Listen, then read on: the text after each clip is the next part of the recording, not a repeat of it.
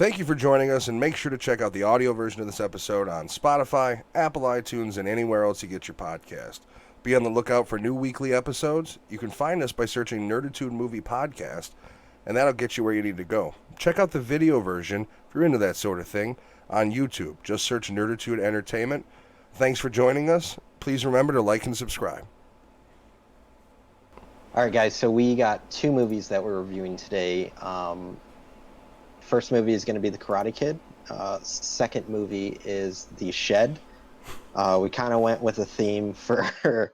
I know Matt's really excited to review The Shed. Kind of went for a theme with... Excited's not the term I'd use, but... went for a theme of, like, being bullied for this one. So the first movie we're going to do is Karate Kid. This is kind of our main feature. So kind of rundown of this movie. This movie released in 1984 in June. This movie was directed by John G. Avildsen, which his very well-known movie that he did before this was obviously Rocky. He also did Rocky 5, as well as The Neighbors, which I believe is John Belushi and Dan Aykroyd. Yep. So this movie had a budget of $8 million. It's a lot for box 84. office. Yeah, box office was over $100 million. So this movie was definitely in the middle of the kind of feel-good 80s craze movies. Also made karate popular in America, I guess. Yeah, it really was the jumping part of that, like, mixed martial arts kind of becoming more of a global interest. Yeah, which is ironic because as far as teaching martial arts, this movie is not that great at.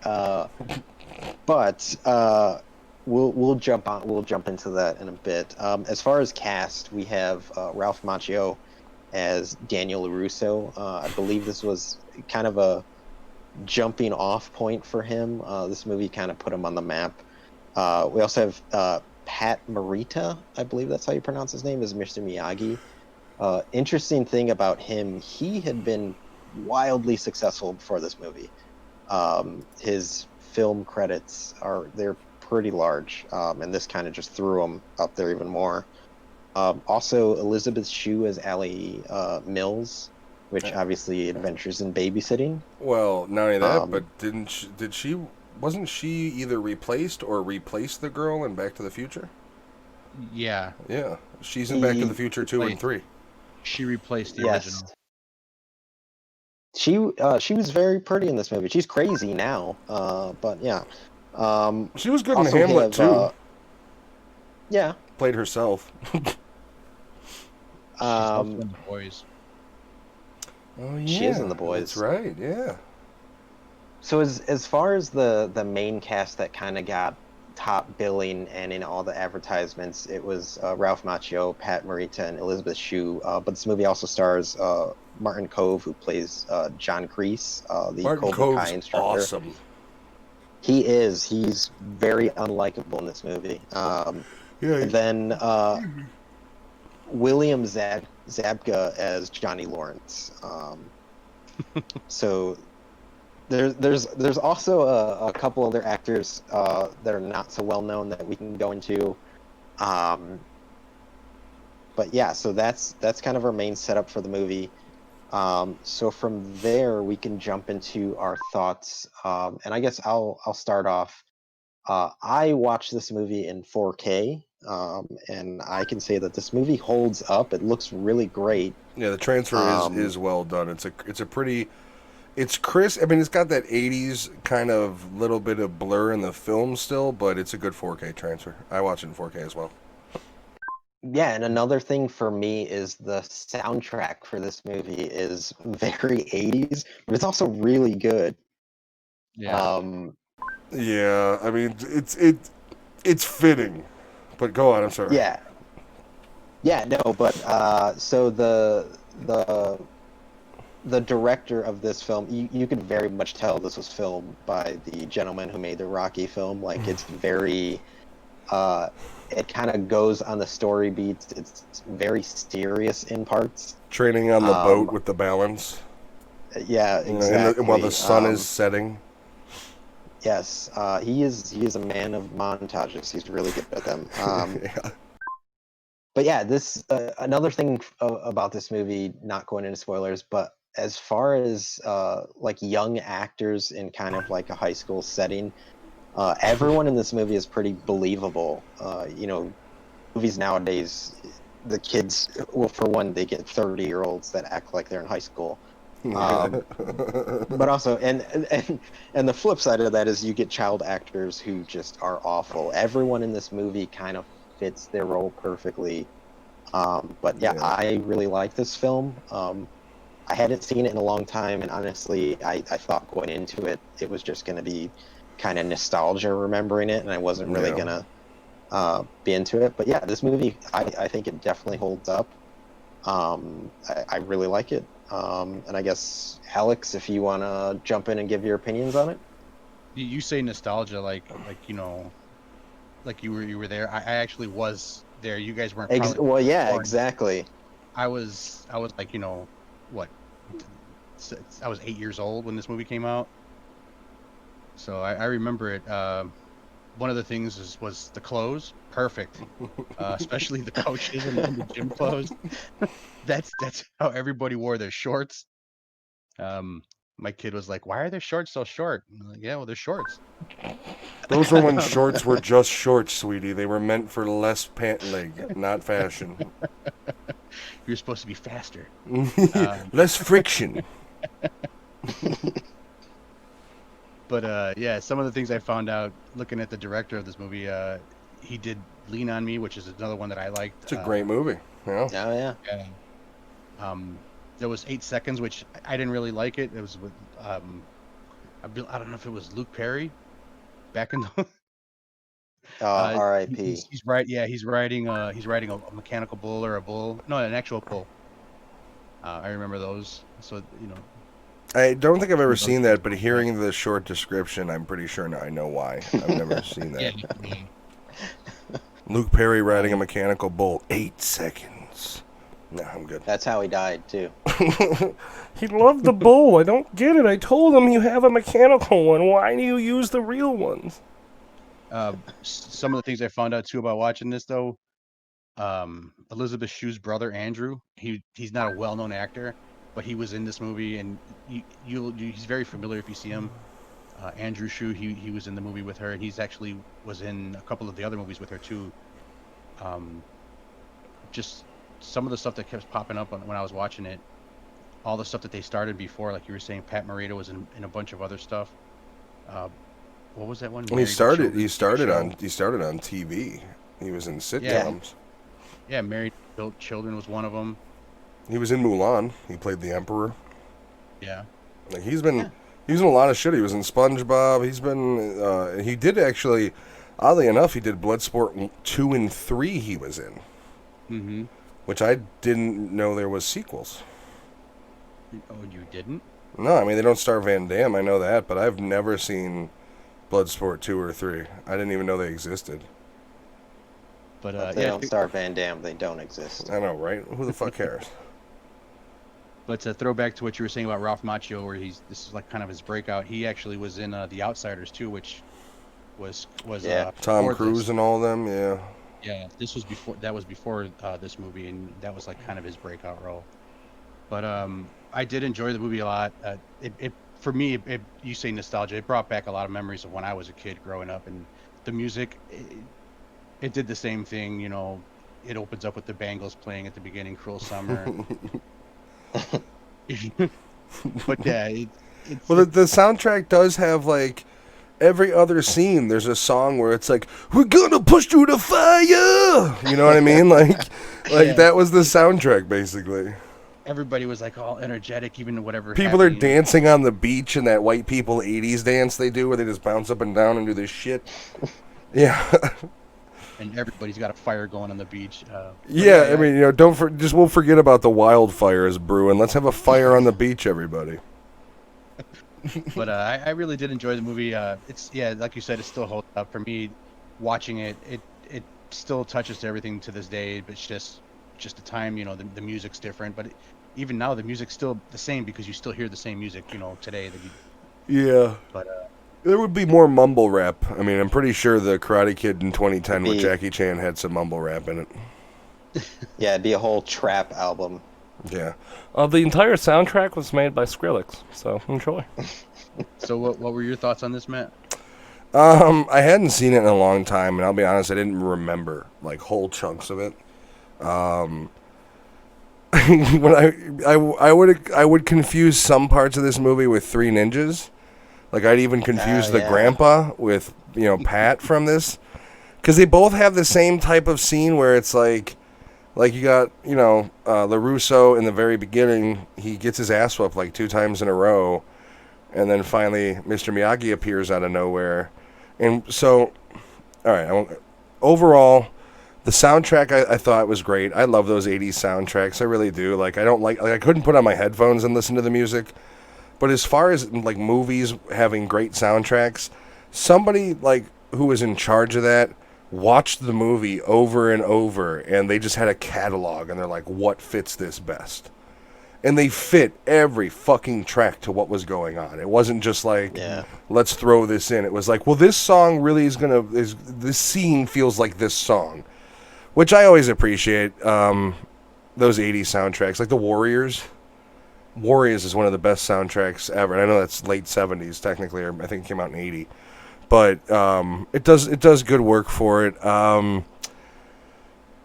It's got the campiness, but it wasn't campiness back then. It was how movies were made. There was, and like you said, he's the king of the montage, where it's, the whole time I'm watching it, though, it's hard not to compare it to, like, what I loved, which is Bloodsport. Like, Karate Kid was here to me. Bloodsport was here. So, like, when you're watching his little training montage, and then I'm, like, thinking about Bloodsport, and I'm like, wait, this kid is waxing cars, and Van Damme was having his shit spread fucking to 9 and 3? Like, who's training? Like, and then, but I liked it, because it's got that 80s feel. And to, like, think of any 80s movies you really like, music is a big part. Beverly Hills Cop, Terminator, even if you're going Terminator 1, which was, I think, 79, that soundtrack is a industrial sci-fi soundtrack. So it's like, back then, music was, I mean, hell, before you had movies like the Motley Crue movie or the Queen movie, soundtracks were the biggest part in these movies. Like, if you didn't have a good soundtrack in your movie and the movie was great, you still may flop. It just is what it is. But yeah, no, I dug it. I hadn't seen it in a long time. I was surprising how much I enjoyed it. I watched it with a wife. I'm totally going to watch Cobra Kai now. Like, I now, here. Does Cobra Kai take place after number 1 or after number 3? 34 years. It's just after their interaction. So they skip. One had nothing to do with.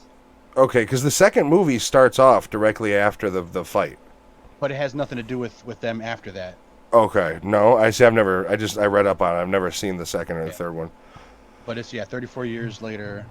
Okay.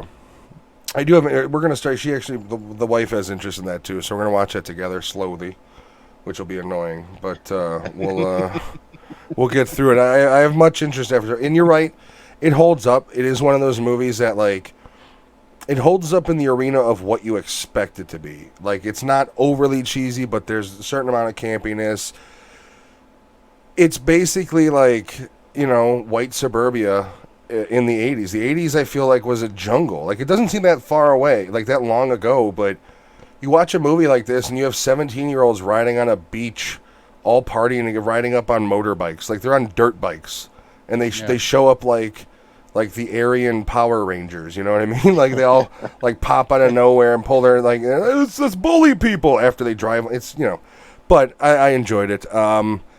With that said, that's that's all I gotta say about, and without going into detail. So, Alex, how did you feel watching it again now? Because I know you had kind of talked about, you had those memories of when you were the kid and you saw it in the theaters, or if you saw it on VHS or whatever the case was. VHS, yeah. VHS. How do you process it differently as an adult? Like, what did you think of it on a deeper spectrum? Well, watching it now and seeing like some of the topics that were being, like thrown out at you, it's it was I don't know, the bullying is still there. Yeah. But seeing like how Danny was, I kind of like I couldn't understand why this lady stayed with him, like this girl stayed with him after like the like the country club. Um, it I don't know how to explain it right now, man. But I'm still processing my thoughts on that. I'm gonna have to skip, man. I'm lost of words right now. So I agree, because like watching it as a kid or younger, there is a specific, like, he's the bad guy, he's the good guy. And when you watch it, you get older and you understand the dialogue. He really did talk to her like they had been together for 6 years or 10 years and got 3 kids with each other. And he's just like, you coming? Come on. Like, you know what I mean? Like, Danny LaRusso should have been in a wife beater for half of the movie because he had that, like, New York, like, and maybe that was intentional. Maybe that's supposed to be, because they don't go into why they move, really. Yeah, And they're, he's also from Newark, well, the thing is, New York kid. they don't go into why they move. And the truth of it is, they're obviously more than likely moving away from the father. Yeah. So you kind of got to assume that he's already had a bad example. So maybe it was a conscious choice. Maybe they were trying to show bravado and it just didn't come off right. I don't know. Like, he's smooth talking New Yorker, Like after the first date, like he's like, you could have went with him, you could have went with them. Yeah, I don't care. I don't care what you do. Like, why you like? I want to go. She's in the car with you and your mom. She's she's allowing this goofy bullshit. She's obviously into you. Like, why are you so insecure? And she's a rich girl, and she's okay with having to go on a date with his mom, picking him up and dropping him off. Yeah, but that's supposed to be the lesson, Alex, is it doesn't matter. You judge him by the character. She liked Danny for who he was, even though he's kind of a prick. But as an adult now, you're like, yeah, this doesn't fly in every situation. He is not clearly the hero when you look at it with different eyes. Lewis, or I'm sorry, Alex, did you want to wrap that up, or? Yeah. Okay, I don't want to step on anybody's toesies. Was it you making fun of me on my stream for talking about sweepies with my dog? Yes, sweepies with your dogs. Yeah, this is staying in. So, my dog, you baby talk dogs, and I have one of the best behaved, most loyal animals you'll ever find. Because I baby talk him. I give him discipline when he needs it, and when he needs a little bit of that soft shit. So when he's tired, I go, you gonna get some CPs? And that's how he knows to go to sleep. He goes and lays down and falls asleep. This is staying in because I'm an awesome dog owner. Oh yeah. No, I get it. I talk to my wife like that. So yeah, gonna go CPs? You will go to sleep, or I will put you to sleep. Got a podcast to record. Lewis, I know that, like, because when we watched it, we're the same age. And Alex, you're not that much farther. You're older, but you're not, generations older. This is all just for men. I'm completely gray. So, I know we watched it at a young age. How did you feel about it, seeing it from, like, clearly... Because you got to remember, we loved that era of Arnold movies, of hero versus bad guy 80s movies. How did you process it this time? Man, watching it now, and especially being a dad, there's a lot of kind of like adult themes in this movie that you don't pick up when you're a lot younger. Especially when you get, the movie obviously focuses on Daniel rather, but the bully played by Zabka, Johnny Lawrence, you kind of get no real backstory for him, and that might just be the director's style of filming, but everything's so like focused on kind of the story, and there's not really a lot of development in the bully character.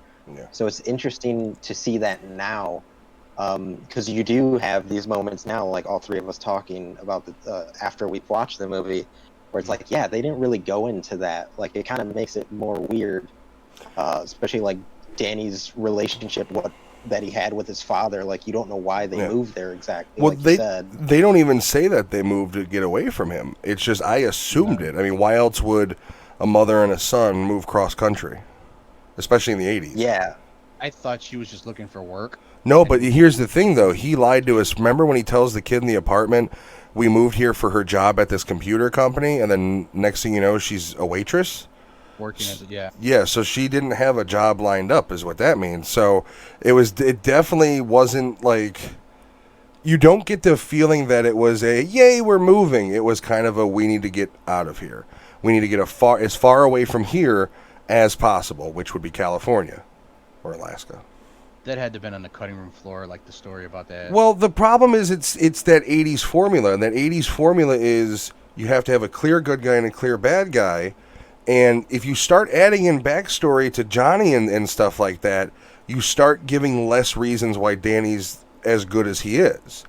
You know, when you start adding in those stipulations of, well, you know, like, in my opinion, one of the things they don't go into and should have is more back and forth between his sensei and Johnny, and how brutal like, they show him he's a brutal guy, but, you know, show the brutality of his training, and you would build that much more juxtaposition to Miyagi's training. And there, you know, but like I said, it's 2 hours and 6 minutes. It's not a short movie. So, you know, maybe they had stuff there that they just didn't want to put out a 2 hour and 30-minute product. You know, the 80s weren't about 2 hour and 30-minute products. I mean, when Roots came out, people watched it over a fucking week.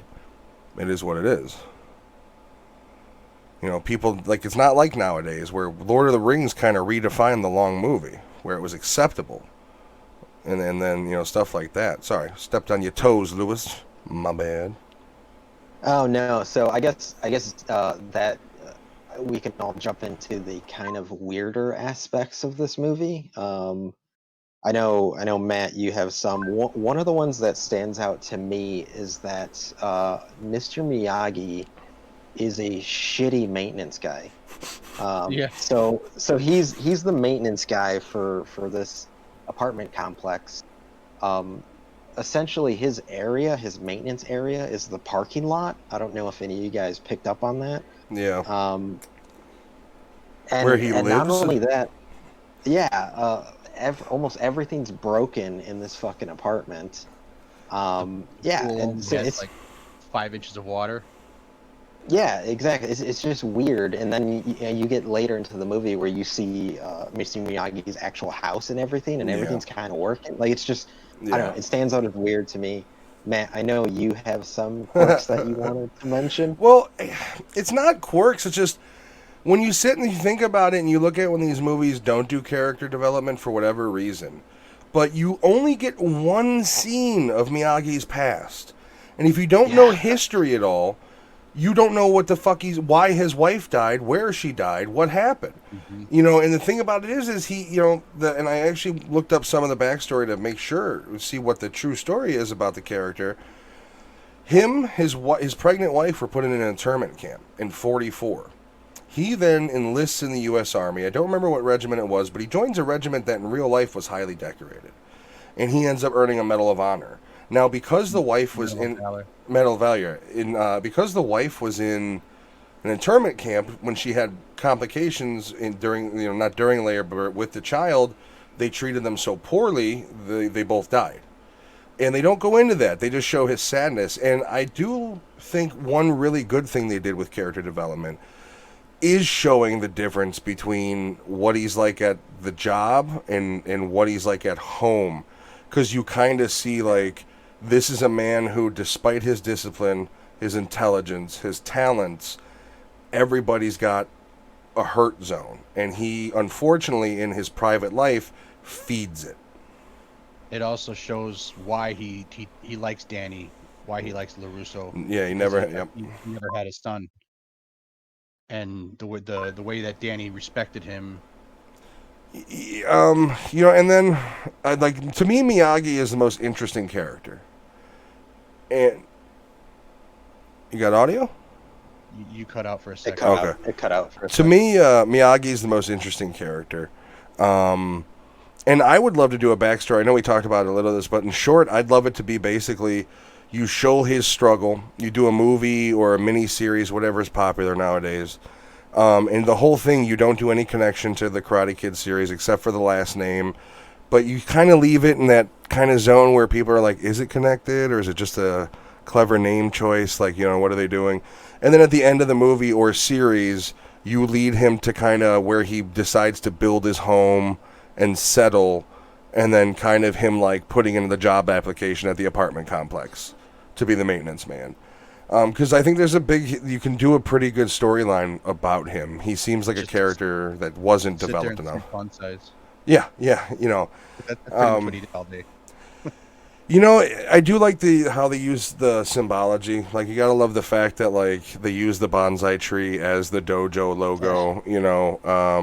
But it doesn't make. I mean, he must have done the bonsai thing even with his wife, because he said the wife made the gi. So she obviously back then knew his love for the bonsai tree. The little conversation about difference between bonsai and bonsai is a funny line of dialogue. Like, you got, Miyagi drunk is a heartwarming and funny scene. He's a guy on a vacation, yeah. Like that. I do appreciate that they really do give Miyagi the soul of the movie. Like, you look at Cobra Kai, they're soulless. Elizabeth Shue's a teenage girl. His mother, there's parts of the movie where I was out loud going, where the fuck is the mother? Like, how is he just being beat nearly to death? But then again, is it the 80s? You got dudes driving on dirt bikes on beaches who are in high school. Maybe it was just the 80s. I didn't live through early 80s. I don't know. Well, back in the 80s, most of the kids were latchkey children, so they all had their own keys to the place and parents were working. Well, that's the thing, though. Then these are rich latchkey kids. So they got resources and no parental structure. And I think the movie makes whether it did it on purpose or not, makes a clear understanding that you're dealing with privileged little assholes. Yeah, Johnny has a dirt bike and he has a car. Dirt bike. The Cobra Kai dojo ain't cheap to attend. I guarantee you that. It's on Main Street. The entire school is very much a privileged school. I did not like when he's trying to apply for the soccer team. It felt very much like Grease. Like he's Zuko. He's like, hey, why do I gotta wear these shorts? And he's got a leather jacket on at gym.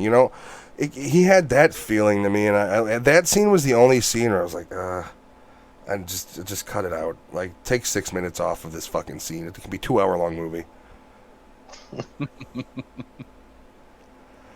Okay, so anything anybody would like to say to finish off the wonderful Karate Kid?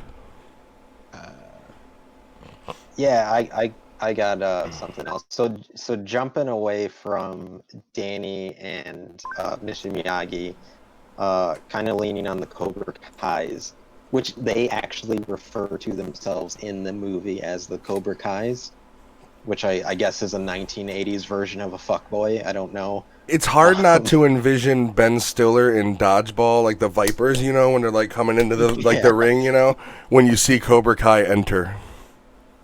So one thing that kind of, like, I was dying laughing when Danny initially walks into the Cobra Kai dojo. The first thing I noticed is that John Kreese has a fucking billboard cutout of himself as soon as you walk in, and then he has that army fucking stock photo. Well, I'm almost positive that army photo is from Rambo 2. Probably. Almost positive. Did either one of you ever do karate lessons at all? No. Brief? I did Rex Kwon Do for a while, but it didn't work out. So, like you were saying, it was a big thing. It brought it, to the U.S. or made it mainstream. I did attend a couple lessons, and when you walk into the dojos, the very first thing you see is the instructor. It's a big cardboard cutout of him at the door when you walk in, and that was every karate studio you went to. So, do you think that was inspired by the movie, or was that standard practice? You think at karate dojos that was just before? Standard to have Really? an instructor there, in his gi, all dressed up, and that was one of the things. I don't think we're a legit podcast until we have 3 standee billboards of ourselves. Believe me, you give me enough time, we'll have a bunch of fucking merch. You remember that, this is a story that I probably shouldn't tell live because I'll probably keep it in. when I worked at Dominic's and I got that Sam Adams cutout, and this is when my brother was heavy into drinking, and I would put it in the hallway foyer. So as you walked in, it was Sam Adams with a fucking mug of beer in your face. Yeah. I got yelled at quite a few times for that, but that's a whole life away. Sorry, Lewis, you were saying your data. Oh no! So the last thing that kind of made me think, like, what the hell? So Mr. Miyagi he lets Daniel choose one of 4 cars during the I think it's a prom scene or a big dance they're going to. It's his birthday. Yeah, all the cars he's been waxing up, he gets to choose one. Yeah, he gives this kid a fucking 1948 coupe. I'm pretty sure the technical term for it is pussy wagon. Just saying. Yeah, that's oh god. Even in the 80s, that car would have been stupid money, and he just gives Danny a. Well, I mean, if you want to take it really deep, you can say it's how he doesn't really materialize value on things. To him, it's he loves Danny. The value of whatever it is means nothing to him. The friendship is far more worth it, I guess, if you want to deep dive it. Yeah, that's true. But he did have 4 of those cars from the 50s, so and he values a little bit. The other thing is, he asked them where they came from, and he said Detroit. Is Miyagi like a former car booster that he stole them from Motor City? Like, what? That's the other thing is they just it's from Detroit, and then he just walks away. I'm not a big car guy, but where's the car made? Was it Detroit? The coupe in 40 whatever, I doubt was Detroit. I mean, I don't remember how. I don't know how so long the another Detroit thing, factory was there. Miyagi doesn't even have a fucking driver's license. No, that's the thing. He's like Nicolas Cage in Gone in 60 Seconds before he's Mr. Miyagi. Like there's just so much not explained about his character. It drives me. I'm watching it and I'm just like, Mr. Miyagi's the best part of this movie, and they don't talk shit about his backstory at all. It sucks. But that's the running thing through every single Karate Kid movie. You find out things as it needs to be found out. Oh, so 2 and 3 explore his backstory more? Yeah, more or less, yeah. But like you don't need to learn anything about it until he says, "Oh, this is why," or or you just happen to notice that he's doing something, and you see, and you're like, "Oh, maybe that's why." I mean, I do love the confidence Miyagi has when he walks into the tournament, and Daniel's just like asking him questions. He's like, "I don't know. It's my first time too. Go fight." Your first time, like that. Like that scene is pretty crazy. How like they do a good job directorially of building the anxiety of this kid who's never fought in a tournament, who this guy just registered as a fucking black belt, so he's going up against black belts, and he and this movie does have a couple really smart one shots. Like when they enter it, that's a different shot, but then when it goes to the crane operation of the film, he goes from entering to the ring and then setting up for the fight. Like, it is an anxiety-inducing scene when you think about, like, oh, he walks in, he sees everything, he's in awe, and then it's immediately facing a black belt. It's kind of crazy. Yeah, they're like, by the way, you're up. Which the first guy he fights... Oh, go ahead. I'm sorry, I didn't mean to step on you there. Oh, no, I was going to say, my last thought on this movie, because I haven't seen it in years, is it literally just ends.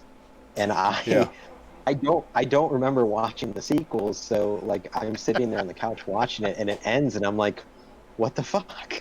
Well, it ends like every Jackie Chan movie. Like every Jackie Chan movie ends with him like head turn, thumbs up, camera pan to face, and it kind of does that with Miyagi in this, where he's just like, and then like it just kind of like cuts away to Daniel being hoisted. No legitimate sports organization would allow him to fight, by the way. No. Like, at a minimum, he's got, like, a torn meniscus. Like, he needs surgery. Yeah. Yeah, I don't know. There's a lot of secrets to Miyagi. And I would have loved to see him fight the Cobra Kai sensei. Yeah. I know they're not, the obvious reasons why they don't do that, but it would be great to just see him, like, kick him in the throat or something. Well, when it comes to the fight scenes, or the last fight where Johnny and Danny fight, Did anybody notice that he gets hit in the face and they tell him no point for that? But then the crane Yeah. kick, he hits him in the face and he gets the winning point.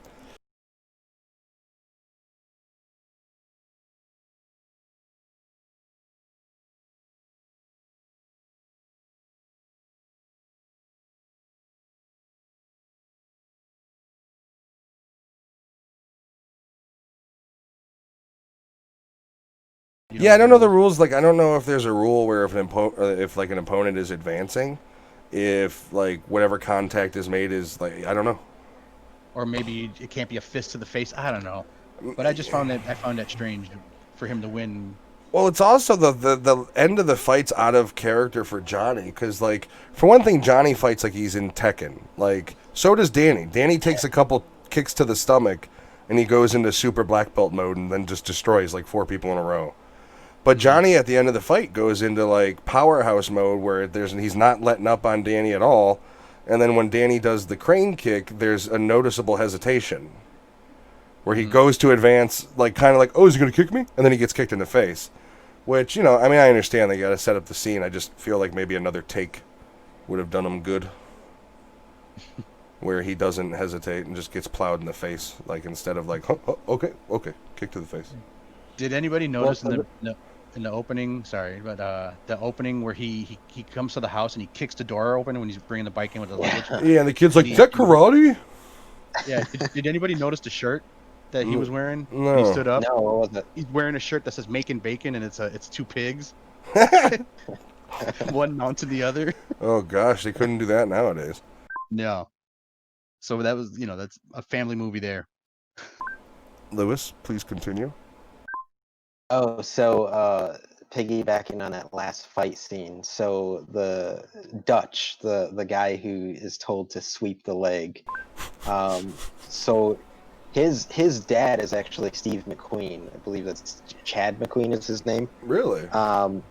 Yeah. So one thing that kind of took me out of that moment. So he's told to sweep the leg.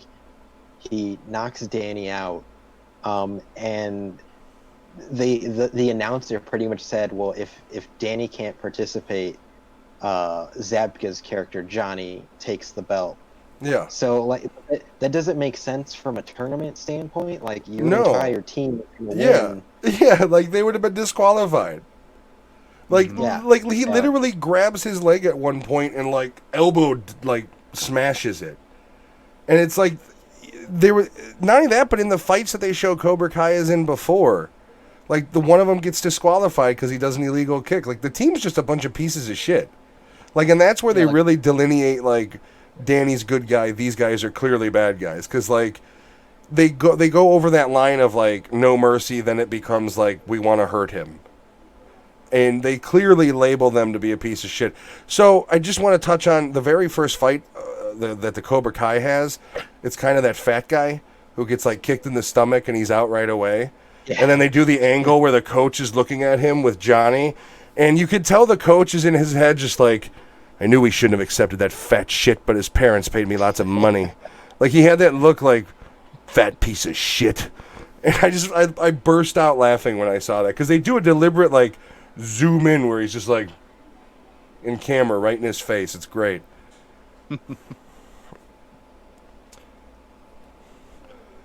All right. Do we want to give this a rating? Yes, and we all agreed we're going by the Chicago hot dog standard. So, Lewis, how many hot dogs out of 5? Oh man, this was a good movie. I'm gonna say 4.5 out of 5. Alex, how many of those delicious wieners are you going to give it out of 5? I'm gonna have to go with 4. I'm going to say 4 as well. I think considering we watched it in 2020, it holds up. It's got the appropriate amount of campiness. I'm going to go 4 delicious Chicago dogs out of 5. With some sport peppers. You know, I'm not a huge sport pepper fan. Like, I don't mind the heat. I'm just not a huge fan of the taste. Like, give me jardinera instead of a sport pepper, like, as far as taste. You're off the podcast. Me or him? No, him. We'll keep the logo with your face, but you're off. Sorry. All right. You just, instead of having me, you have the logo. Keep it likeness. He's got the same personality. It's all good. All right, so I think with this lovely film out of the way, we could jump into a film that's so much better in comparison. I think Matt would agree. Maybe if we lived in opposite land. So this next film is it's a Shudder exclusive. Came out in 2019. Shudder picked it up this year. It's called The Shed. This film was Whacking in my shed. This film was directed by Frank Sabatella, who has done nothing great. Even including this movie. Yeah, I have it in my notes. Stars, a bunch of people not worth noting. Stars? None. However, I did get the main cast. So you have J.J. Warren as Stan, Cody Castro as Dahmer, like Jeffrey Dahmer, maybe. And Sophia Hapanen as Roxy. So another interesting thing about this movie, the characters are so dull that in the script they don't have last names. Fuck it. They don't need them. They're going to... Pieces of shit. Anyways, fuck it. We'll just figure it out later. So, they never did. This movie has a simple premise. Kids bullied at high school, ends up with a vampire in the shed, and kind of chaos ensues from there. So I guess jumping into non-spoilers, it's really hard to not spoil this movie because there's not much to it. You know what? Fuck the spoilers. Say what you're going to say about this piece of shit movie. Go on. So I'll say this. The opening scene of this movie, the effects and makeup on the initial vampire really is well fucking done. Cool. Yeah. Yeah, and honestly from there I thought like, all right, this is pretty good. Immediately went downhill. Well, immediately. So the movie opens in a cool fashion where it's like this random dude with his shotgun, and he's being hunted by a vampire, but he thinks and they go into later on why he's in the woods in the first place, which we'll go into. I'm looking for his name right now, and literally the reason why I actually was like at first, I'm like, all right, man, this movie might be kind of cool because, Bane, yeah, Bane is the dude from Umbrella Academy. He's the guy he's Frank Wallaby in Umbrella Academy. And I was like, oh, okay, it's cool to see this guy in another movie, like, awesome. Then it's not him. It's like it's a completely different actor. Like the voice is somebody else. And, the voice, there's either so much makeup on him that he's unrecognizable, or it's a different actor completely. When you look up the credits, it is a different person. It's not. So he was just the initial face that you see in the woods. And so I'm sorry, Louis. Continue. Go ahead and continue with your spoiler-filled review. Yeah. So this movie's bad. It's bad. Initially, as soon as you see the scene with Stan's parents. The effects, the makeup, the visual effects just take a nosedive. The characters are so bland. They're very one-dimensional. Mm-hmm. Yeah, and that's acceptable for a low-budget horror movie if there's a villain that is kind of something you can invest your interest in. And this movie kind of takes a turn in making you think that Stan is kind of the focal point, but then it switches to Dahmer. He's like the agent of chaos. So one thing that kind of stood out to me is the three bullies in this movie. So you have the stereotypical white dude, Eminem dude bro. Sports car, muscles, sleeveless vest. He's a bully. Yeah, you have long hair guy with the Trans Am. Mm-hmm. And then you have the guy from LMFAO with the crazy hair. none of them look like they ever would hang out with each other in No. real life. They don't even look like they're the same age bracket. Like, the bullies look 10 years older than everybody else, except for the one. The one bully looks like mid-20s. The main bully's, like, obviously 30. Like, I understand he's probably been held back, but not that many fucking times. Like, come on. Yeah, and I'll let you guys jump in, but there is a scene towards the end of the movie where Dahmer switches places with the vampire. Makes no sense. Makes no sense. But Alex, I'll let you jump in. What'd you think of it? Right away, you could see the acting is really bad. There were some things that just was like kind of cool. You could tell that it's taking place in the 80s. They don't ever reference it, but you can see like with the lack of Not one reference. Like, I literally am watching the movie, and he has his cassette deck and his little headphones, and I'm like, how fucking poor is this kid? And then only through subtle clues do you realize it's set in the 80s. Yeah, like the T-shirt that he's wearing of what is it, Mitch and the fiery nuts, that whole little, And and then the rotary phone he's dialing 911 with. Yeah. I mean, they never pull out a cell phone either. Like, that's the biggest clue. Is nobody, like, he doesn't, like when he calls the cops, there's not. Oh, the cops. Oh, the cops. Yeah. That was the mom from that show Holes, or the movie Holes. No, she was Stanley Yelnatz's mom. She was also the Edgar Suit's wife. He asked me for sugar and water. That was what's his face's wife from Men in Black, the one where the alien wears that. She was, and that's the only thing I recognized her from. And I'm just like, I couldn't believe how bad of an actress she is. Mm-hmm. Like her version of a sheriff is literally how Michael Scott on The Office would play a sheriff.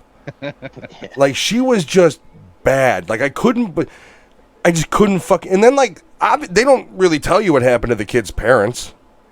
No. They're dead. You know he's living with his asshole grandpa, who is probably either a World War II vet if it's the 80s, maybe Vietnam. I don't know, depending. But he's a prick for no reason. Like, nobody cuts the kid any slack. Like, the grandpa's on his ass like he's just born a piece of shit. And the truth is, the kid's parents died in a tragic way. You were assuming because they don't tell you. And the grandpa's like, the kid's just sleeping. He's in his room, and the grandpa's banging on his fucking, threatening him. It's like, don't lock this door. What did I tell you? Yeah. Like at that point, if I'm dude, I let it unlock and I sleep naked and I have it in my hand first thing in the morning, ready to go. So if he wants to burst the fuck into the room, he gets a nice little wink. Like, are you kidding me? Yeah, it wasn't even a B-list movie, man. It was like a D or like an E somewhere. Oh, so the grandpa, by the way, I'm watching it and I'm like, I know this guy from somewhere. What was this guy in? He was George Bush in That's My Bush. Now, I haven't even looked this up, but I'm almost positive it's him. The Howard Stern, or I think Trey and Matt Parker, I think, had producer credits on it. I'm going to look it up right now. But I'm almost positive the TV show about George Bush, That's My Bush, this guy played Bush. Let me just double check. I don't want to say that and be wrong, like an asshole. Yeah, because it would live forever It's him. on the internet. It's him. Do that. It is him. It's him, yeah. So the last thing I remember this guy from is portraying the dummy George Bush, and now he's Vietnam or World War II grandpa. I get you're an actor and you got to be in a movie, but you couldn't have gotten something else besides the fucking shed. He needed the paycheck. Oh, sorry, Alex. Please go on. No, that's fine. The other thing was like the one-liners that they kept throwing out. Yeah.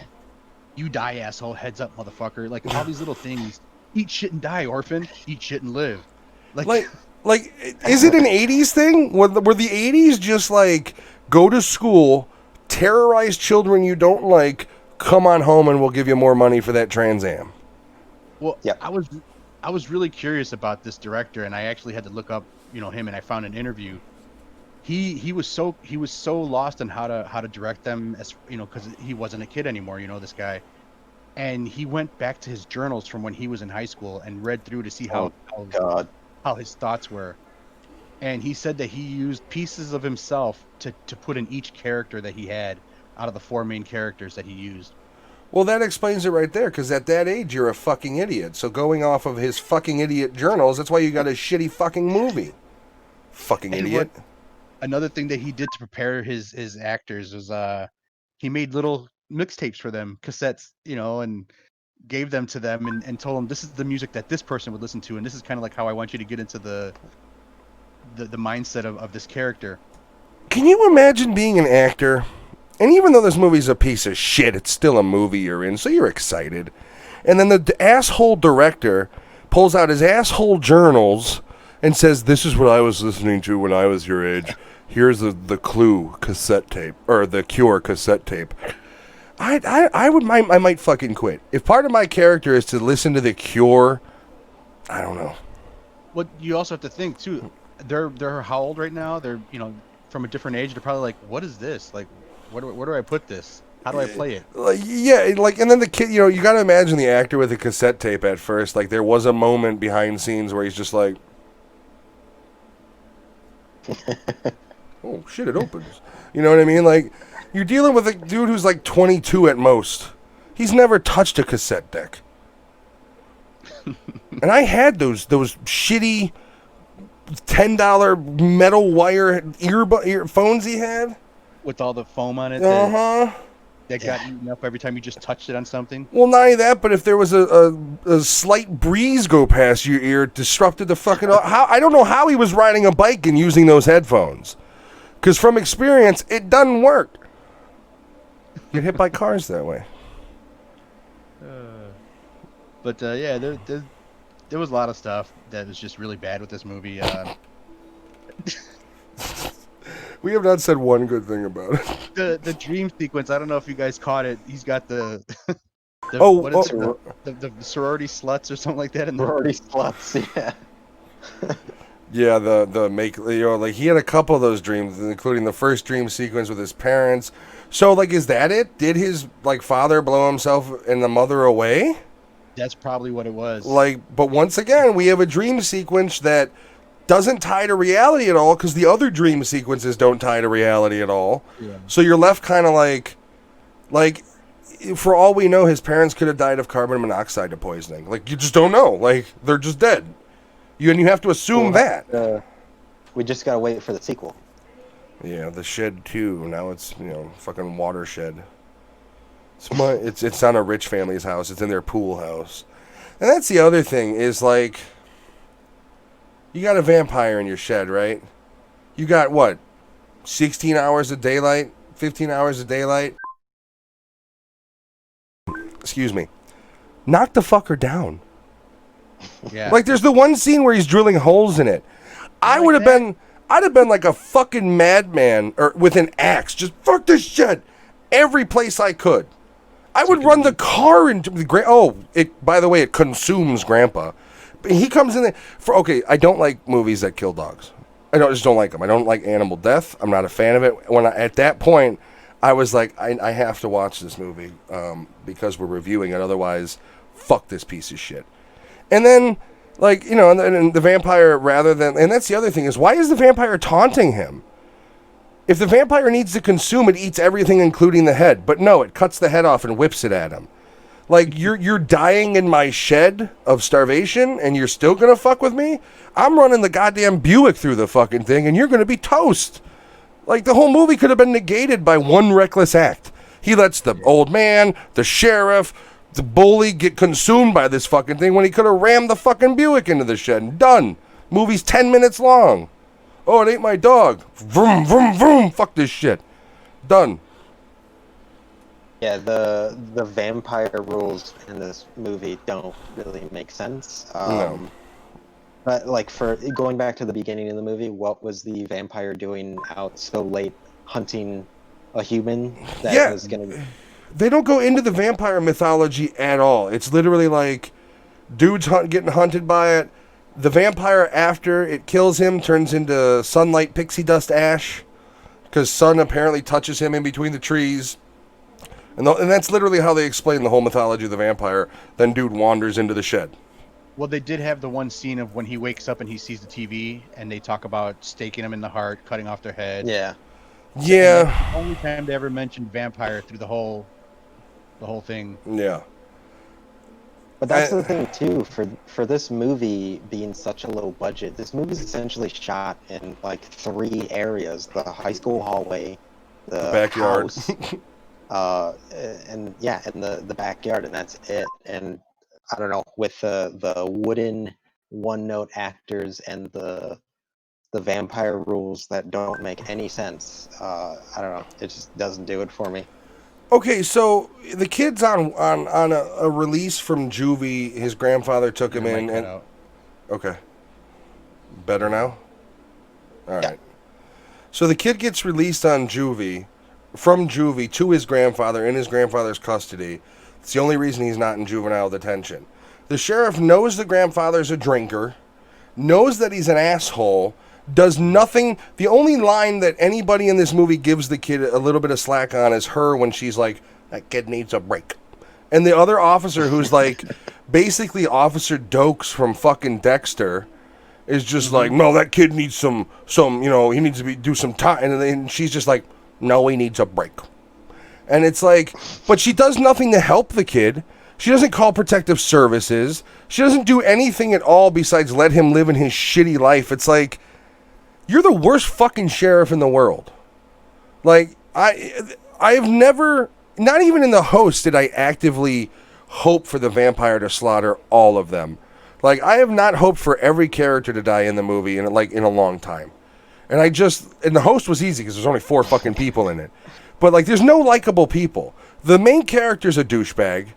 Even though, like, his parents died, and, like, he's not bully douchebag, but he's douchebag in his own right. He's got stupid, shitty, crusty, I like punk music. I hate that in 80s movies where it's like, we're totally punk. It's like, are you? Never takes a shower. And then his buddy is just an all-around piece of shit. They don't explain how he becomes a vampire. Like, he just kind of enters it. What's that? I'm sure he sacrificed himself. Yeah, Isn't it in broad daylight? Well, he goes into the shed, and then rather than being ripped to pieces, the vampire was like, let me hear your proposal, apparently. Because then, like, dude, and he enters the shed again, and his buddy's a fucking vampire. But he's not just any vampire. He's a full-on, cognitive, can talk like normal, but he's just really, Nosferatu looking. It's like... He can use people as puppets. It's like, what the fuck is going on here? Like, in what reality does somebody be like, yeah, no, go ahead and turn me into a creature of the night? That justifies... I got bullied, so it justifies it. It's like, fuck out of here.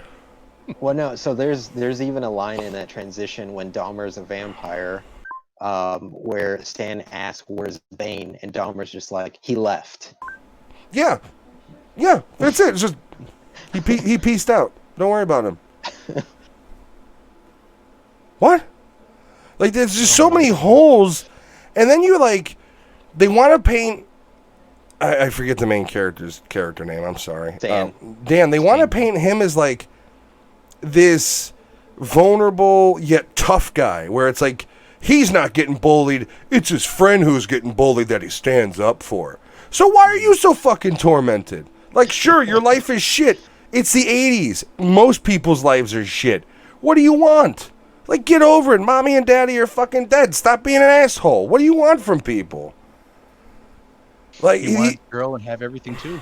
Well, yeah, and then there's that whole thing where, like, him and the girl are best friends, and he clearly likes her, but he's not too sure about it because the bully slipped it in her at one point, so he's, like, kind of like, meh. Like, there's so many stupid... And she's just like, yeah, I can't say it didn't happen. And it's like, this movie just absolves anybody from any sort of personal fucking responsibility. You can have my sloppy seconds. Another one of those fucking lines. Yeah, like... Bad dialogue, man. Like, high schoolers don't talk like that. They just don't. Like, there is... Like, if it does... Well, maybe nowadays. But in the 80s, they didn't. Like, sloppy seconds in the 80s, unless she was, like, a serious horror, was undershirt third base. Let's be real. And these people are acting like they're 30 and they've been dating for a decade. It's like, you're acting your age. And in this movie, you're not supposed to be. What about the montage where they're boarding up the house getting ready and they kept looking at each other? Well, yeah, and then she becomes Vampire Slayer out of nowhere because she's got a goddamn hammer on a tool belt and a fucking couple chair legs they filed down. Are you kidding me? Like, and they attempt to do it in yeah, we're fortifying, and it just doesn't come across it at all. Like, it was the laziest fortification I've ever fucking seen. And once again, why are we adding more boards to the shed? It's daylight. Rip them off. No more vampire. They don't go into the mythology. Maybe these are, they got SPF 340 million. And they don't feel the sun, apparently, because except for the vampire in the first part of the movie who dies from sun. It's just such a backwards way of putting together a vampire movie. There's no tonal balance. It goes from knockoff of Breakfast Club to shitty horror movie in 2 scene transitions. I didn't think it was put together well at all. The comedy they tried to use wasn't very good. Did you get the attic? There's an attic? Yeah. Did you lock the trunk? Who locks a fucking trunk in a fucking... Why was the trunk unlocked? Is that another... what 80s car do you own that you have to manually lock the trunk every time? And then at the end with it closes and there's, the guy's in the trunk. Once again, 16 hours of daylight in the summer. Open the fucker up at 7 a.m. No problem. But that was his best friend, man. He wanted to be around with. He was even before he was a vampire, he was an asshole. He was a dick. Yeah. He's a school shooter because when he gets the opportunity, he fucking kills the bully. There is no mercy, and it's I'm sorry, but getting bullied is the worst fucking excuse in any movie to do any action. And they relied so heavily on it. The best friend's entire character was about the fact that he was bullied. And it pissed me off because that's an excuse to not create a character. That's an excuse to say, well, he's the one that's going to be the evil one because he was bullied. It's fuck you. This kid's parents died, and more than likely his father shot them both. But he's the more well-adjusted? Are you fucking... because of bullying? Come on. Maybe that's where the director got it from the journal, was he was bullied as a kid. That's why he was keeping journals in the first Grow up and get over it. I used to write a journal in high school. You know what I do when I read it? I burn it right after because it's nonsense. Mm-hmm. Only an asshole thinks going back to his... by the way, the guy's probably 30 years old, so going back is still fucking the 2000s anyways. But he sets it in 80. Get out of here. And that's the other thing is the one episode of Stranger Things has more of an 80s tone than the entire concept of this piece of shit. That is true. So yeah, I think this movie tries to do a couple things with a low budget. I think the trying to live up to the 80s style vampire movie without blatantly saying that it's in that time period. I think it fails at that. I think it's really hard to fuck up vampire in a movie of any sort of rule set. It's a very easy monster to work with. Yeah, and violent fucking half man, half creature. The biggest problem with this movie is it has no personality, in the characters, in the creature, in the setting. It's, I don't know, it's just it's boring. Everything's boring. Which and could have been a kind of... See, if the rest of the movie wasn't so shitty, I can make the argument that because they're in a small town and it's rural, that's why everything's so boring. If it wasn't just a piss-poor directed movie, I would let that slide as atmosphere. That you want to create that desolate, small-town bullshit feel. But I don't feel it was on purpose. I feel that he just sucks, and there's just plot holes where he was writing his script, and he was oh shit, Jeopardy's on, and just pushed it aside and ate his dinner. And then when he came back, he's like, where the fuck was I? And started writing again. Like, Well, I believe it was written by two people, Jason Rice as well. Yeah. So you literally have somebody who wanted to write an 80s Breakfast Club ripoff, and you had somebody who wanted a horror movie, and they're like, let's smash them together! And it came out to this piece of garbage. Let's throw it against the wall and see what happens. It'll totally work, bro. Well, what do we want to do for the motivations behind the character's actions? Bullying! Oh, well, what about the bully's motivations? He loves to bully! It's like, come on. How about the names for the bullies? Marble, Pit, and Ozzy. Oh God. I will say I did enjoy the scene at the end when, like, the bully's friends come back and they're just, like, banging on, yeah, where is he, man? We haven't seen him, man. He's all, like, they're all tough and, like, they're literally, like, the fucking door is, like, boarded up. She's all Laura Croft vampire huntered up with her stakes and shit. And these kids are like, where is he? Like, there's no self-awareness where it's like, well, that's not true. The one kid is like, I'm not liking this. And that is one of the cool scenes. I will give it credit. The scene where they towards the end, where they go to where they go to confront him, and the kid's kind of looking back, and he's like, I don't know, man, something's not right. And he looks this way, and lightning strikes, and the vampire's there, and then he kind of gets closer. That was a really well-shot scene. I like the kills that they do that follow that to kind of get towards the finish of the movie. But it was like, you remember, like, the first time you watched Jeepers Creepers, and you were like, wow, that was really cool. I had the exact opposite reaction to this movie. Like, I was just like, wow, that was a waste of an hour and fucking half, man. That was terrible. No, I watched this movie. I rewatched this movie this morning, and I can't even remember how.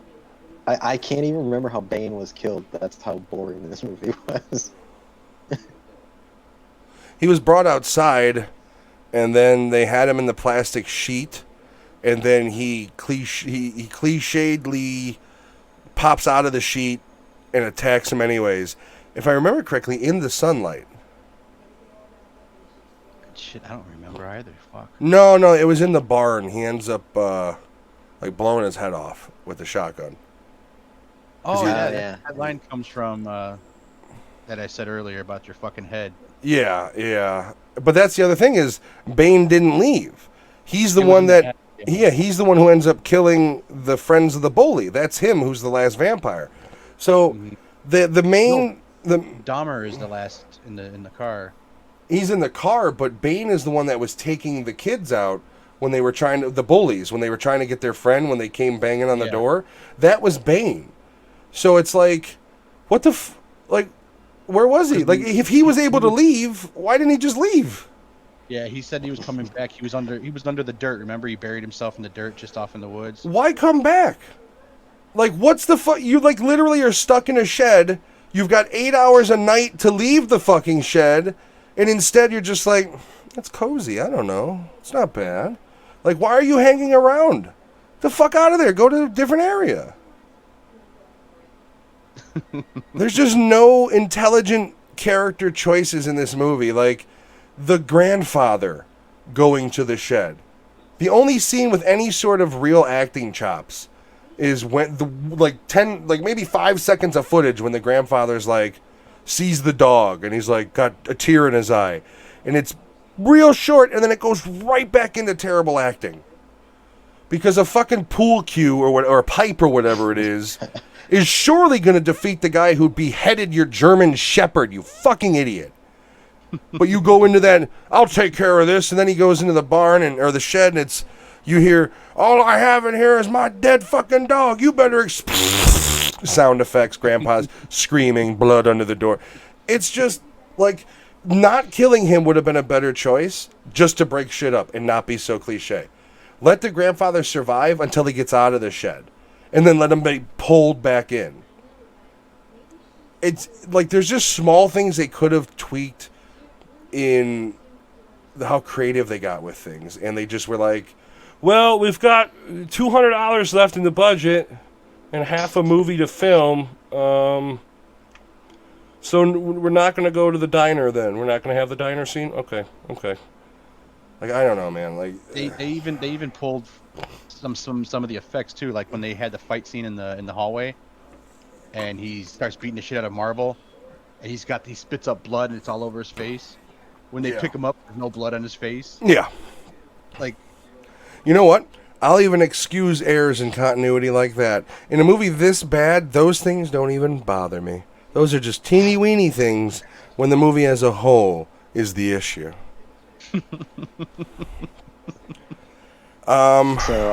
Yes, please go on. Frank Civatella, if you are watching this podcast, good job. I'll put it this way, friend. I mean, I understand where you're trying to go. How about you contact us? You go to Nerdattude Entertainment on YouTube. You hit me up, 1-800-NERDATTUDE on Twitter. Okay. 1-800-NERDATTUDE on Twitter. YouTube Entertainment. Just let it ride. Just let it ride. So and we'll work together to make it not so shitty. Let's make a movie together where I don't have to review it and curse the gods that I lost an hour and 45 minutes. So I think with that we could definitely give this movie a rating. I am after thinking it over, I'm going with 0 hot dogs out of 5. Alex, how many of these delicious Chicago dogs would you give this movie? I'm gonna be kind and generous. I will give it like a half a hot dog. Half a hot dog. I mean, if it's a Sam's Club or Down the Costco middle, hot down dog, the it's middle, pretty though. big. I want it down the middle. Down the middle. Yeah, not in half. I want it down the middle. So It's like a circle. It's not triangle. I'm going to give it -1. And the way I'm going to justify that is I'm going to say it's a Chicago dog that has ketchup on it that has been sitting around for a week. Okay? It's terrible. There's not a redeeming quality in this movie. And I know I said there was a cool scene.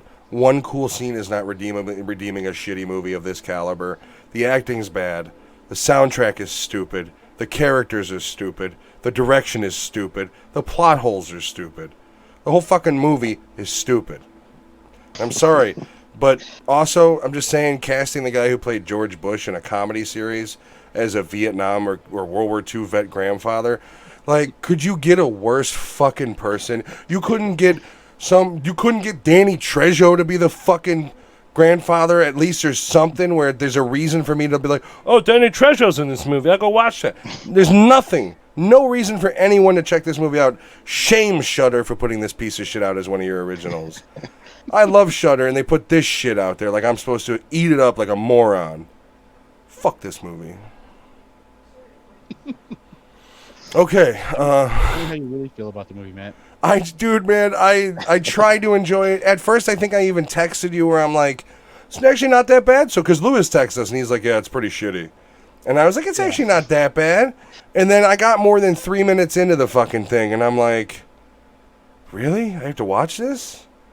Like, you're making movies not fun for me now. Movies I have to watch of this caliber. Like, I watch them in my streaming cubby, so it's slightly more uncomfortable than a normal sitting in my normal chair arrangement because I can feel the pain in real life. So my wife, who never watches movies, I put on, caught about 10 minutes of this, and she asked me if I was doing it for the podcast, and I said, yeah. And she's like, who picked that movie? And I was like, oh. It had to have been Matt or Alex. I don't remember exactly. Might have been a group decision. I don't know. I can't remember. It was Alex. He picked both. Yeah, he picked that fucking Karate Kid and then this one. Douche. We'll just lay blame on Alex for all bad movie decisions. Yeah, won't be the first. Okay, so does anyone have anything else to say about the shed? Like, the movie would have been better if out of nowhere they lit it on fire and that woman from the commercial go, they burned down my shed. The movie would have made more sense if that was real, if that's what they would have done. Like, oh, I hated that movie. All right. Okay. Thank you guys for listening. We'll be right back with you, but before that, here is a word from our sponsor.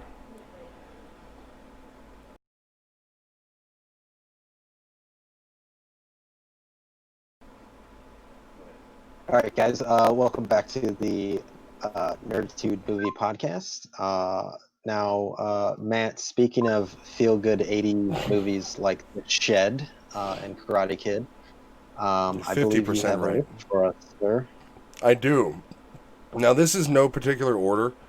And if you've listened to the first episode, you know that we loved our lists here and we kind of like going over them. This is just according to Harper'sBazaar.com, which could be run by a terrorist organization for all I know. But this is their 25 best 80s movies. Some of them I've seen. I'm sure Alex, with his older age, has seen all of them. I have not. So we're going to start off with a movie that I haven't seen. Really don't want to. Moonstruck, starring Cher and Nicolas Cage. Now, Alex, I'm going to defer to you, being the elder. Have you seen Moonstruck? I saw bits and pieces over and over and over, and it's usually the same exact shots of the movies that I see. But no, I have never watched a full movie. Lewis, have you ever seen Moonstruck? I'm going to say no. Having Cher star in a movie, I'm probably not going to add that to my list anytime soon. So I'm not going to read the full description, but I'm just going to read one line of it. Supporting performances, with fantastic supporting performances by Olympia Dukakis and others, this gloriously off-genre romantic comedy is enchanting from the second the moon strikes your eyes. Anyone else have anything to say about the wonderful Moonstruck? Isn't Danny Aiello in this movie too? You know what, man? I'm already doubting the legitimacy. I'm pretty sure this is a Taliban website or something, because I don't agree with number one. So strike one for number one. Don't agree. All right. It's pre-Rage Cage, too, so I don't know. Yeah, that was, no, because wasn't he in Vampire's Kiss, like 85 or 86? And that was like his first rage, where he's like, I'm a vampire, running through the streets. Okay, so number two on the list, but there's no sequential order. The Never-Ending Story. Now, I don't hate this movie, but I don't fully remember it. I remember as a kid it being basically the movie that you put on for the kids who like dropped acid. It was just a weird movie. Yeah. It's weirder as an adult. It's a very, very weird movie. I do have to check it out, yeah, because I haven't seen it in years. There was a sad scene with the horse. Yeah. When he gets when he just loses all will to keep going, and he just stays there and I don't know what year this. What year did Princess Bride come out? Because I feel like this movie came out, and then they kind of saw what you can do with practical effects, and then Princess Bride came out. Because if you look at the kind of art direction and styling, it's very similar as far as set design and practical effects. Like, it's got that obviously filmed in a studio, but not really. You know what I mean? yeah. Lewis, anything on the Never-Ending Story? No, I do think we should come back to it eventually. And watch it? Rewatch it for this, for this show. This is another movie like Karate Kid that I just remember seeing it as a kid, and I just have nostalgia of it, of Atreyu and the kid. Yeah. I don't remember the plot at all. Nope. Well, I have the same feeling for like the movie Indian in the Cupboard. Like, you remember the first time he unlocks with that stupid key, and you see the little dude in there, you're all like, put more dudes in there, make them alive. But I don't remember shit about that movie. Like, he could have been a kid who had a mental breakdown in an insane asylum the whole time. I wouldn't know. I don't remember the movie. That's a better plot. Yeah, it would have made more sense. Okay. So the next movie, Working Girl, 1988. I've got no fucking clue. It's got Harrison Ford, no name, I don't give a shit, and the girl from Aliens, Sigourney Weaver. That's Melanie Griffin and Sigourney Weaver. That's Melanie. Yeah. Who cares about Melanie Griffith? Whatever. So this movie is the literal what their description. An underestimated secretary from Staten Island who gets swindled out of promotion by her male boss. This is a movie about the patriarchy. For real, like they're breaking through that glass ceiling, like. And Harrison Ford, and that's the other thing that I've never understood about 80s movies is you see all of this, like the photos they took on the set for production shots, and just like in the cowboy movie with Schwarzenegger, everybody's all buddy with each other in character. Like in the photo we're looking at here, Harrison Ford is like got his arm around Melanie Griffith, and Sigourney Weaver's got her arm on him like they're buddy. But the movie obviously is about him being a piece of shit and screwing her over on a promotion. Like 80s movies, like they didn't care. They were on cocaine, they were living life, and they were like, we've got 16 days to film this, because they got 4 other movies they got to film in the next 6 months. None of it, like the production stills never make sense to me in these movies. And this is not a movie that, when the description says technically a romantic comedy, technically I'll never fucking watch this movie. I've seen it a couple times. Is it delicious? When you're a kid, man, you're watching, whatever you can. Well, that's the other thing is I only know at this I never saw this, but in '88 I wasn't born. But when I watched nothing but '80s movies as a kid. I watched nothing but '80s movies as a kid, and I've never seen this. It's not something that would ever I don't give a shit. Harrison Ford's in it. This isn't something I'd ever watch. It's not what everybody grew up on Harrison Ford being Indiana Jones or anything like that. I was Star Wars and Indiana, and I don't mind a different character. Like I thought he was good in that What Lies Beneath movie, but Harrison Ford doesn't have different characters. He's just like, what character are you playing today, Mr. Ford? Oh, I'll be playing Mr. Ford. Oh, all right. Is this pre-Aliens or no? This is after. No, Aliens was '79, I think. Or the first Alien was '79, and then Aliens was '84, I think, somewhere around there. No, this was definitely after Star Wars. I think this was even after Return of the Jedi, because that came out in '86, I think, something like that. So this is Harrison Ford still doing the Indiana Jones movies. I think those came out until the third one was '91 or '92. But enough about this piece of shit. Anybody else got anything to say? No. Okay.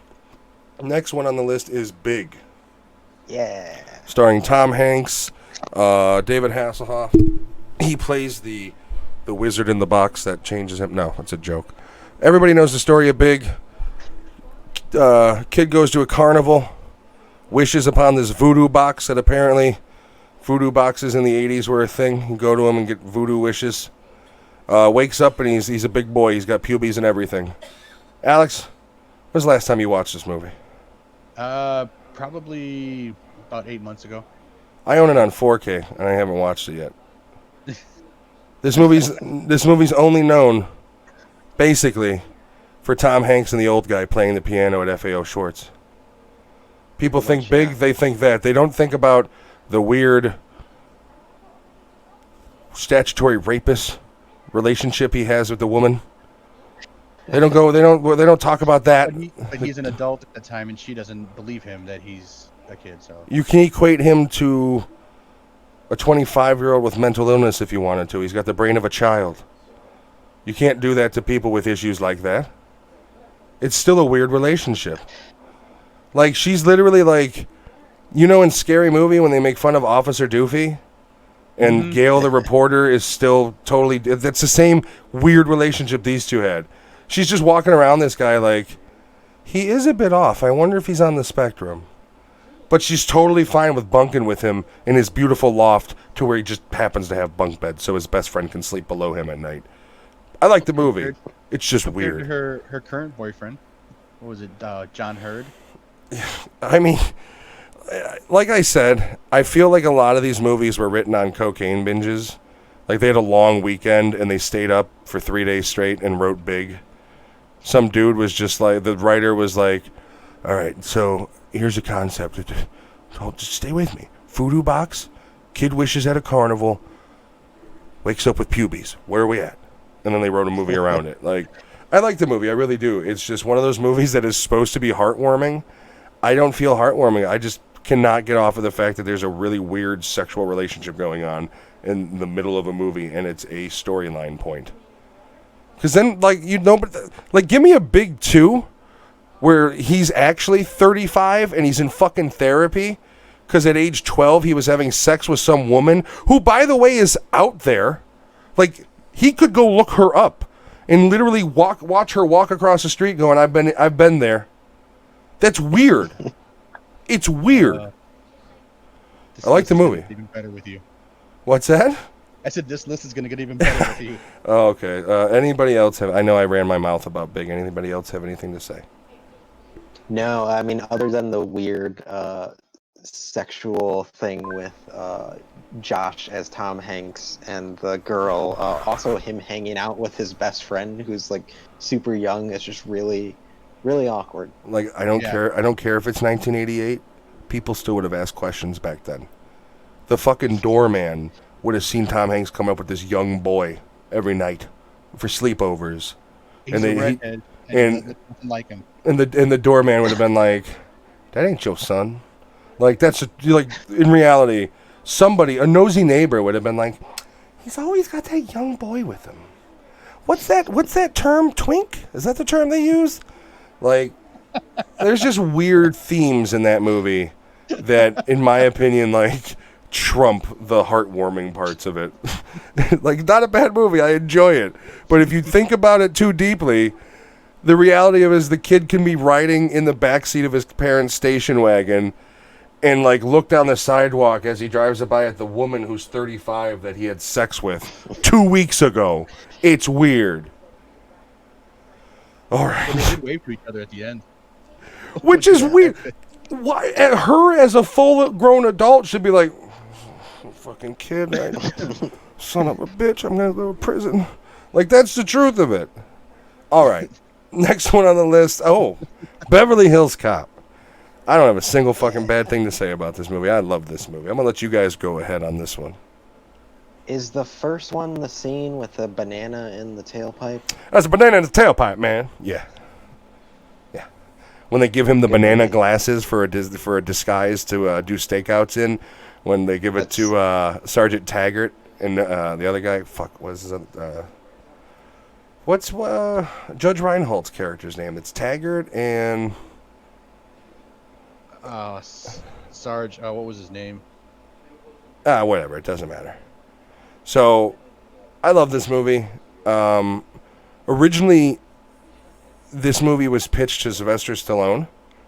The original script actually became Cobra. So Stallone had written Cobra or co-wrote it with somebody and pitched Cobra as Beverly Hills Cop. And they basically told him, we want more of a comedic thing. We don't, because Cobra's kind of a rough movie. And Stallone was like, well, that's not how I want to do the movie. And then this was made, but Cobra was what Beverly Hills Cop could have been. I love the movie. All the characters are great. The chief, or Sarge, or whatever the fuck he is my favorite character in the whole movie. He's only got like 4 minutes of screen time, but like, you got to give it to up to 80s movies. Like, you can have a character who in the beginning is like, fuck that guy. I'm not helping him at all. What's that? Your wife burned in a van on the side of the road? Fuck you. But at the end of the movie, he's ready to, like, he's just got his fucking dirty, hairy revolver ready to plug Victor Mason by the end of the movie, and he's totally on Axel Foley's side. I love 80s movies for that. The movie opens, he's in the 18-wheeler full of cigarettes, and he's haggling the price because the guy's trying to rip him off. And it's such a cool scene because it's just they're ripping through cars that are on the street, and it's Detroit in the 80s, so they only did like $48 worth of damage anyways, but still really cool looking.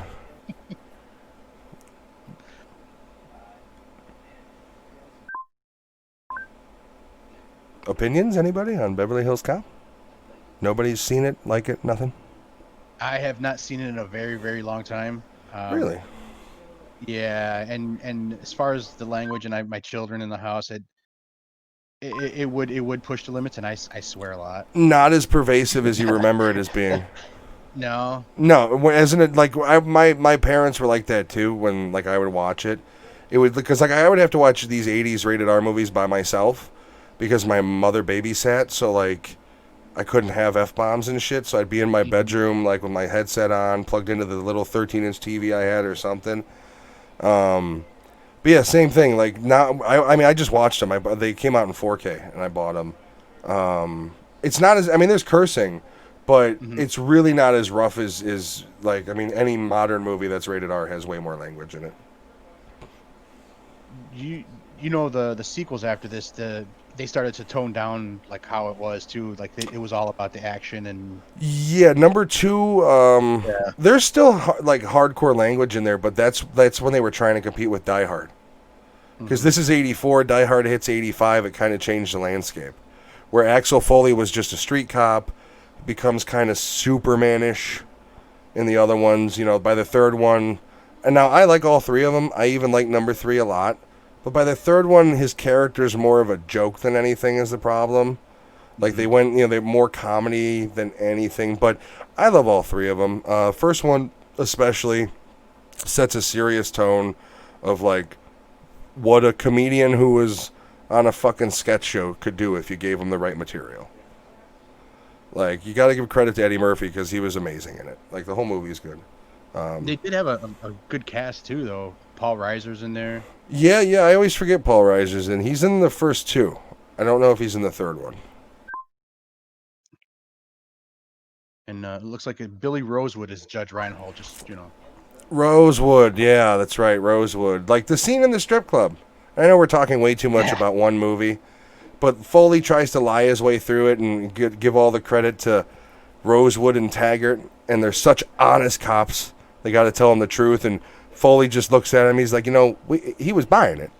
He was buying the whole bullshit story, and then you had to tell him the truth. You fucked it up. Like, the movie's great. There's no reason to not watch it. So, we all done with Beverly Hills Cop? Yeah. Ferris Bueller's Day Off, 1986. I think everybody who watches movies has probably seen this movie. I mean, it's iconic.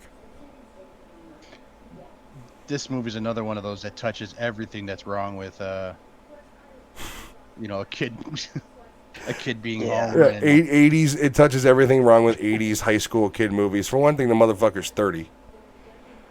Not only that, but like he commits domestic terrorism by hijacking a parade. Yeah. He lies about being a sausage king. His friend destroys his father's car. They're all rich, privileged little white children. They live in a beautiful suburb where at the end of the movie, his biggest hurdle is running through these amazing, beautiful backyards full of pools and beautiful ladies tanning. Yeah. There's no consequences whatsoever to the little bastard. This movie does nothing but say, like, you can be a complete piece of garbage human being, but if you get away with it, it's okay. Yeah. Still a good movie. I mean, Ben Stein, he became iconic. I mean, the reason why he became the Clear Eyes guys was because of his role in this. Let's be real. Mm-hmm. This is probably my least favorite John Hughes movie, though, if I'm being honest. I mean, yeah. The problem with John Hughes, though, is like, are we talking entire breadth of writing, producing, directing? Or are we talking just directing? Because if he wasn't directing a movie, any 80s movie like this, he wrote or he produced. He had his fingers in every, just like how Judd Apatow in the 90s had his fingers in every comedy. John Hughes had his fingers in every 80s teen movie. Of how he wished his life was. Well, I mean, there's also the history behind it where he grew up in Willamette. It's just not too far outside of Chicago. A lot of his inspirations, even though the movies may not have been filmed there, come from kind of where we're from, which is always kind of cool. Like, we drove up and saw the Home Alone house at one point. Disappointing. Yeah. I mean, it's a fucking house. Like, you watch the movie and it's decorated for Christmas and there's a certain atmosphere, and then you become an adult where you can drive your own car, and you take the fucking hour trip it takes to get there from the north side of Chicago, and you're just like, it's a house. And it's smaller in person, too. Like, when you watch it on film, you're like, oh, that driveway's huge, and you park in front of it, and it's like it's better than my house, but it's not when it's not what you envision. It's, it's Didn't a house. they put a fence now to keep people away? Well, people are stupid, man. I mean, you have people who the Breaking Bad house they threw pizzas on top of, so they had to put a fence around that, the garage. Like, people have, because, and I think part of it is they love these things so much that they become part of their character as a human, and they hold on to it emotionally, and it's like they want to be part of it, but it's like, fuck off. I live here. Like, if you live there, you got to be like, out your window, like, dickhead driving by again. It's the Home Alone house. We're rushing to the airport. Like, I'm sorry, but if I owned that house, I would own a robe that doesn't fit right. And every morning I would grab my paper. That's how I would live my life. Every morning, a cup of coffee with the Nerdattude logo on it, on my mug. Robe that only gets to here. Like one of the ones that's 2 sizes too small. Because even though it goes up to here, every other part of my body, it's like spandex wrapped on me. And I would step out every day with my cup of joe, and I would tell the paper boy, I'd say, you put the paper as far away from my fucking door as possible. And I would walk to it every morning in egregious flip-flops, maybe Crocs, I don't know. Bright pink fucking Crocs. And I would get my paper that way. Like, if I lived in that house, I wouldn't take the torment. I would set up, like, booby traps. Fuck it, whatever. It's my property. But yeah, so I figure since this is kind of a Chicago movie, how many hot dogs out of 5 would you give Ferris Bueller, since he is the Sausage King? Oh man, I'd go with probably. I mean, it's a good movie. I'd go with 3. 3, yeah, 3's about right. I'm honestly the least harsh on this one. I would go 3.5. Even though I'm fat and I probably would in reality eat 4 hot dogs, this only gets 3.5 of them. It is what it is. All right. I mean, Beetlejuice, 1988. Love it. Love it. Nice fucking movie here. I mean, some of these that they pick, they're absolutely right. Beetlejuice, I mean, you have to put this movie, depending on what your interests are genre-wise, it's either top 10 or top 5. Right from the start with the music going, it already... Well, then, I mean, not only that, but, like, people judge Tim Burton by his later things, I think, more than they should. Because you have, they also give Tim Burton the credit for Nightmare Before Christmas when he was just a producer, didn't write or direct it. But Beetlejuice, the way it's directed, the shots of going through the little town, the model town, connecting it, even the CG, considering it was 1988, was pretty good. Like, I'm just a huge, the whole movie's, I love it. It's dark. Made me afraid of those, like, barn-type bridges as a kid. Mm-hmm. Did not like them as a kid, because that's where they die in the beginning.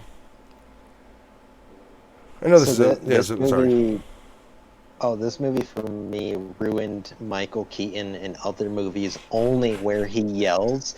Because there's a scene in Batman, the first movie with Michael Keaton, where he's like backed up in a corner by a fireplace with a poker, and he's like yelling at Jack Nicholson's character, and it just sounds like Beetlejuice. Like, yes.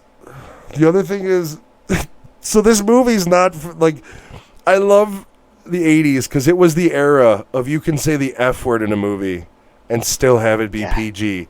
And the problem with that is when you work at a video store that rhymes with cockbuster, and you play it in the middle of the day in your morning shift, and it gets to the point where he looks up at Alec Baldwin and goes, "Nice fucking model," in the middle of the store with children. And then he grabs his crotch. It creates a little bit of a problem. But, that's the great thing about it is it's not like it was a PG movie, and it was back in a time where people were just like, we curse all the time. What does it matter? Why are we being so uptight? I don't know. I love this movie. The score, the atmosphere, Michael Keaton, frankly, you could throw away every other actor in the movie and still, if it was just him in a room by himself would be great. But you also have a great, you got the dude from Demolition Man, the fat guy, Cocteau, or Cocteau's servant. You've got, the guy from Ferris Bueller, the principal, who Mr. unfortunately Brady, yeah. was brought up on certain charges as he got older. Didn't he pass too? I don't know if he's dead, but I do know he had some issues. Yes. But you got great cast on it. You know, the idea that, you know, everything about it wraps up nicely. Although I don't know, like at the end of it, like the girl's just kind of living there, cool with the fact that they're like the whole family is just accepted that they're being haunted by a couple of like just a white couple from the suburbs. You know, like Mom thinks it's cool. Um, Yeah, part of her dinner party. but I do like how in the like script they show you how kind of devoid of like soul these people are in general. When the only thing that he says when when they come in with the sheets with holes in them is like, "Your mother's gonna kill you for cutting up her $800 sheets," and it's just like. There's not a realm where no dimension where a version of me is like spending $800 on sheets. I'm just saying, especially not in 1980s dollars. Fuck that. You must not shop at Target, sir. It's pronounced Target. Just saying. All right. Anybody have anything else to wrap up Beetlejuice? No, this perfect movie. 5 out of 5. Yeah, I would. Yeah, that's easily a 5 out of 5. Probably. It's definitely top 10 on the all-time list. I don't know if it reaches top 5, but top 10. I do watch it every year. Yeah, we watch it for our Halloween, part of the Halloween marathon. Yeah. Gotta have it. All right, so this movie, which is iconic, but I'm not a fan of it, Say Anything, 1989. If you've never seen Say Anything, it's John Cusack where he holds up the boombox, and that's really all I care to say about it. You guys go ahead on this one. Yeah, this is another one of those movies I haven't seen in a very long time. I remember as a kid I liked it. I'm pretty sure if I watched it now, there'd be something I'd find that doesn't sit right with me, but I'd still like it. Lewis, when was the last time you watched this? I don't even remember much of this movie. I know I've seen it a long time ago. I mean, this movie's done to death in pop culture, making fun of the boombox scene. John Cusack is not one of my favorite actors. He's not that great. He's Nick Cage. He's John Cusack in everything.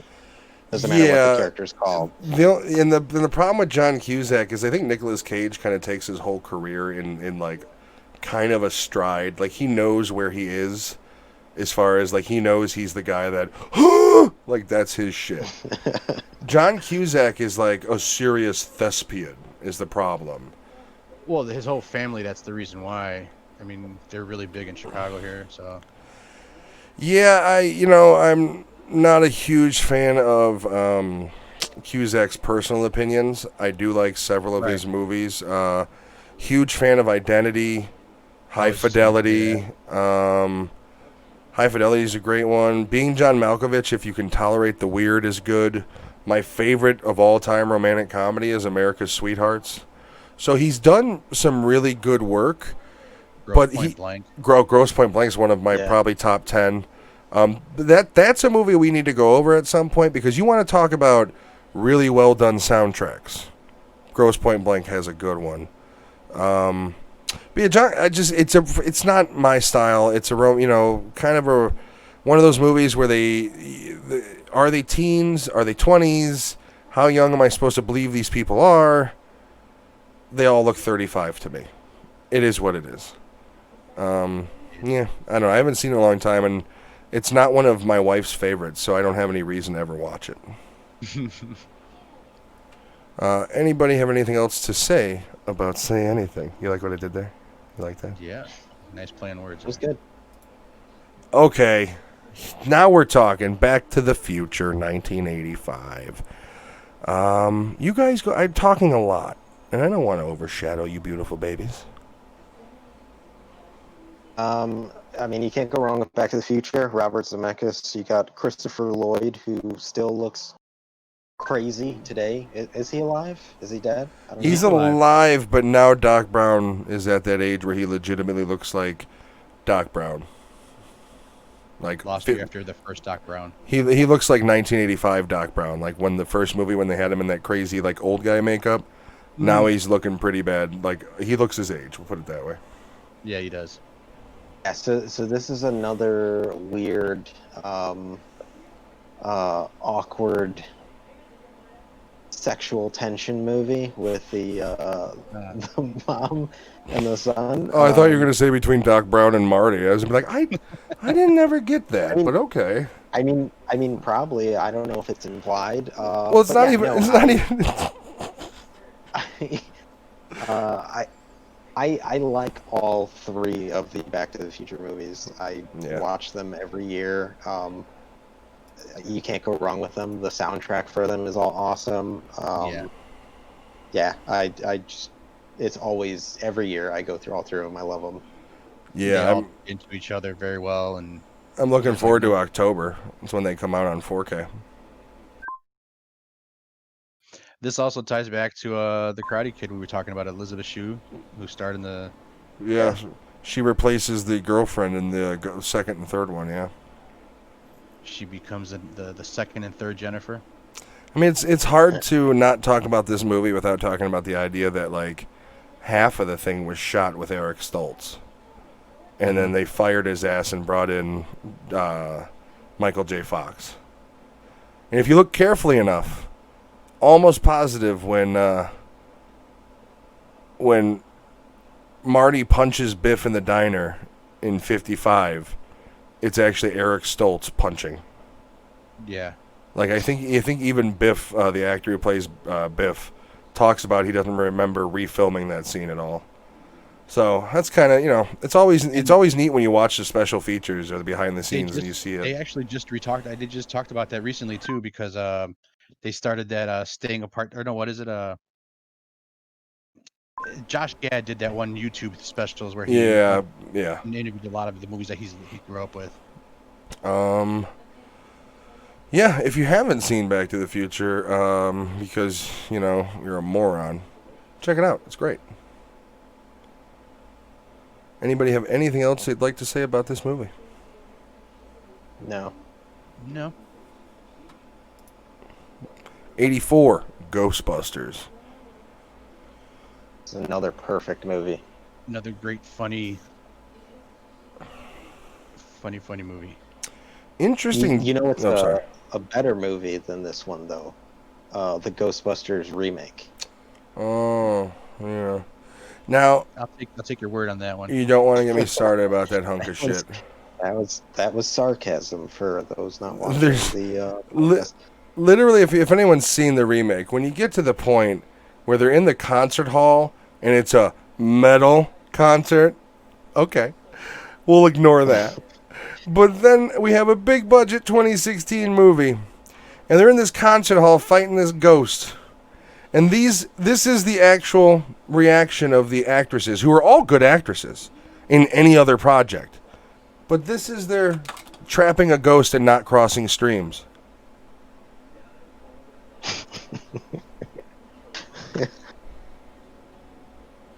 That's all it was. And I couldn't believe because I like all the ladies in movies they've been in. And then you watch that and you're like, what the fuck happened here? They kill off anybody who came back from the original series. They did stupid cameos. And I understand the idea of, like, in a lot of 80s movies, women were portrayed as dumber or sex objects. But you have Hemsworth playing I've known some dumb people, and I've never met anybody as dumb as they made that character. And the only thing I feel about it is it's like, can you imagine if they made a movie where it was a woman in that exaggerated role, where it was just she was incompetent and stupid and you portrayed her as that? No, because it wouldn't get made. Anyways, that movie's a piece of shit. This one's not. In fact, there's two things about it. If you are a gamer, the Ghostbusters game is actually really good. It's basically the script that Aykroyd and Ramis had kind of developed for the third Ghostbusters, and they converted it into a video game. Second thing, there's only been one cameo from an actual Ghostbusters character. Do you guys know what movie this cameo was in? And it was Dan Aykroyd's character.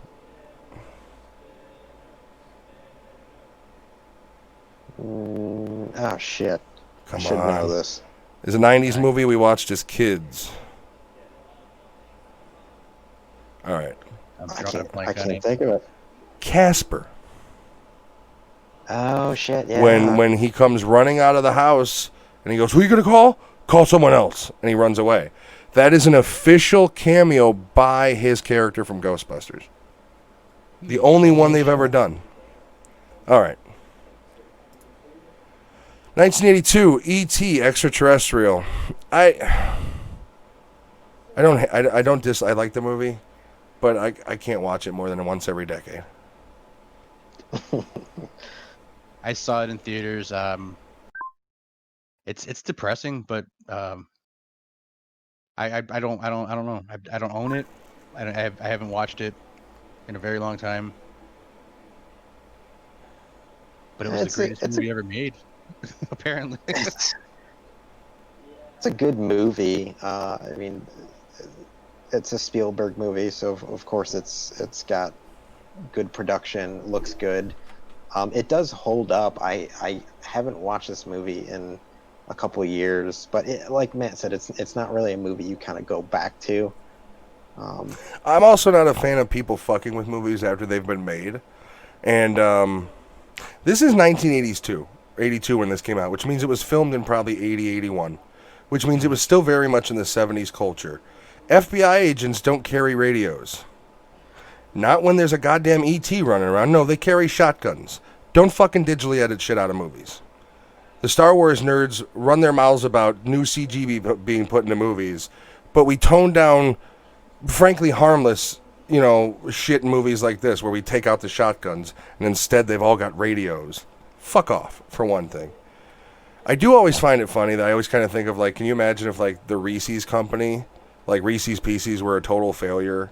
And there's just, like, a CEO stressed out at, like, 9 o'clock at night at his desk, like, I'm going to lose my fucking job. He's got a pistol next to him that he's just kind of glaring over at. And then the numbers come out for how much Reese's Pieces are selling because it was in a fucking movie that everybody loved. Like, he's literally the night before is, like, giving the pistol sweet looks. And he's, like, ready to end it all because his Reese's Pieces was a colossal failure. But then fucking E.T. ate some, and holy shit, he got a new lease on life. I always, like, would love to see little skits about shit like that nobody thinks about. Start writing them, man. I really should. I should start, yeah.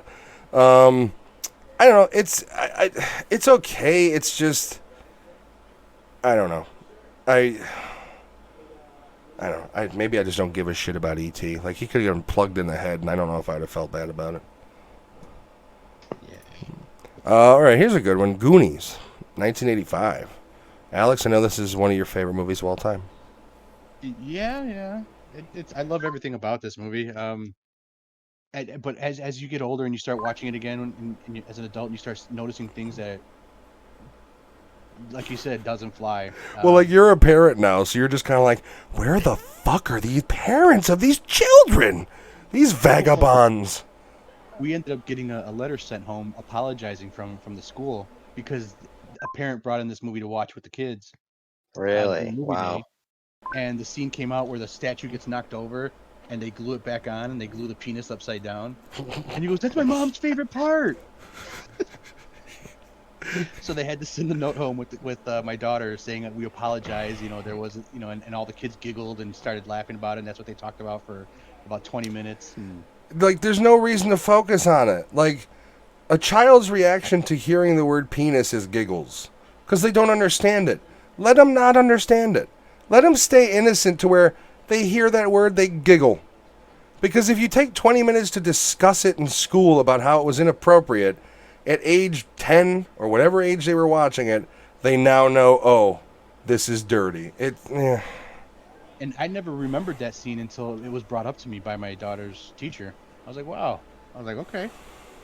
But there's, like, lots of other stuff, like when he's pulling up the water from the well, and he thinks it's his girlfriend coming up, and it's just her hoodie. Yeah, there's some dark shit that you don't think about. Yeah. I don't hate this movie. I mean, it's the goofy Stand By Me. Yeah. With a little bit more fantasy kind of mixed in. Lewis, when was the last time you watched The Goonies? It's been a while. I honestly forgot that Josh Brolin was in this film. Yeah, he's the older one. Mm-hmm. Yeah, this is before he got the Infinity Gauntlet. You know what? Yeah, I'm no, so it's tired of Thanos. Let's just, when we refer to him in Marvel, he's fucking Cable. All right, enough of Thanos. No more You just Thanos. muted. I'm not muted anymore. You said Every time you make it worse by saying it. You just give me more fucking clips I have to cut out by verbally saying it. Rather than just letting my voice skip every now and then, now I gotta go back and find every fucking instance of, you just cut out. You know how annoying that's gonna be tomorrow when I'm editing this fucking thing? I'm gonna get to this point in it when I'm editing it and be like, goddamn cocksucker. I'm trying to listen, that I'm trying to hear you, and you're just cutting out No, completely. nobody cares what I say. Nobody cares. Okay. They're here to see you guys. Alright, so back into it. I remember being in a dentist office as a kid, and this was on the TV. I remember sitting there for like an hour watching it. Like, you know, the dentist office that had like, and this wasn't, no, it was doctor's office. It wasn't dentist because I had problems, you know, I had sleep apnea and issues when I was a kid with pneumonia and shit. So I spent a lot of time in doctor's offices. And I remember sitting there like, and that was like the mid 90s. So the TV was fucking 8 feet in the air. And it was gigantic, and you're like crinked up in the uncomfortable chairs trying to watch it at a weird angle. That's the most defining memory I have of the Goonies. Like, I've seen it several times. I bought the Blu-ray box set when it came out. I like it though. It's like I said, it's you know, it's goofy fantasy Stand By Me. Lewis, you got anything else to say about the Goonies? No, for some odd reason, in my head I always compared it to Monster Squad, which makes no sense, and I always liked Monster Squad more. Yeah, I don't know which one. I think Monster Squad was before Goonies, right? I don't know.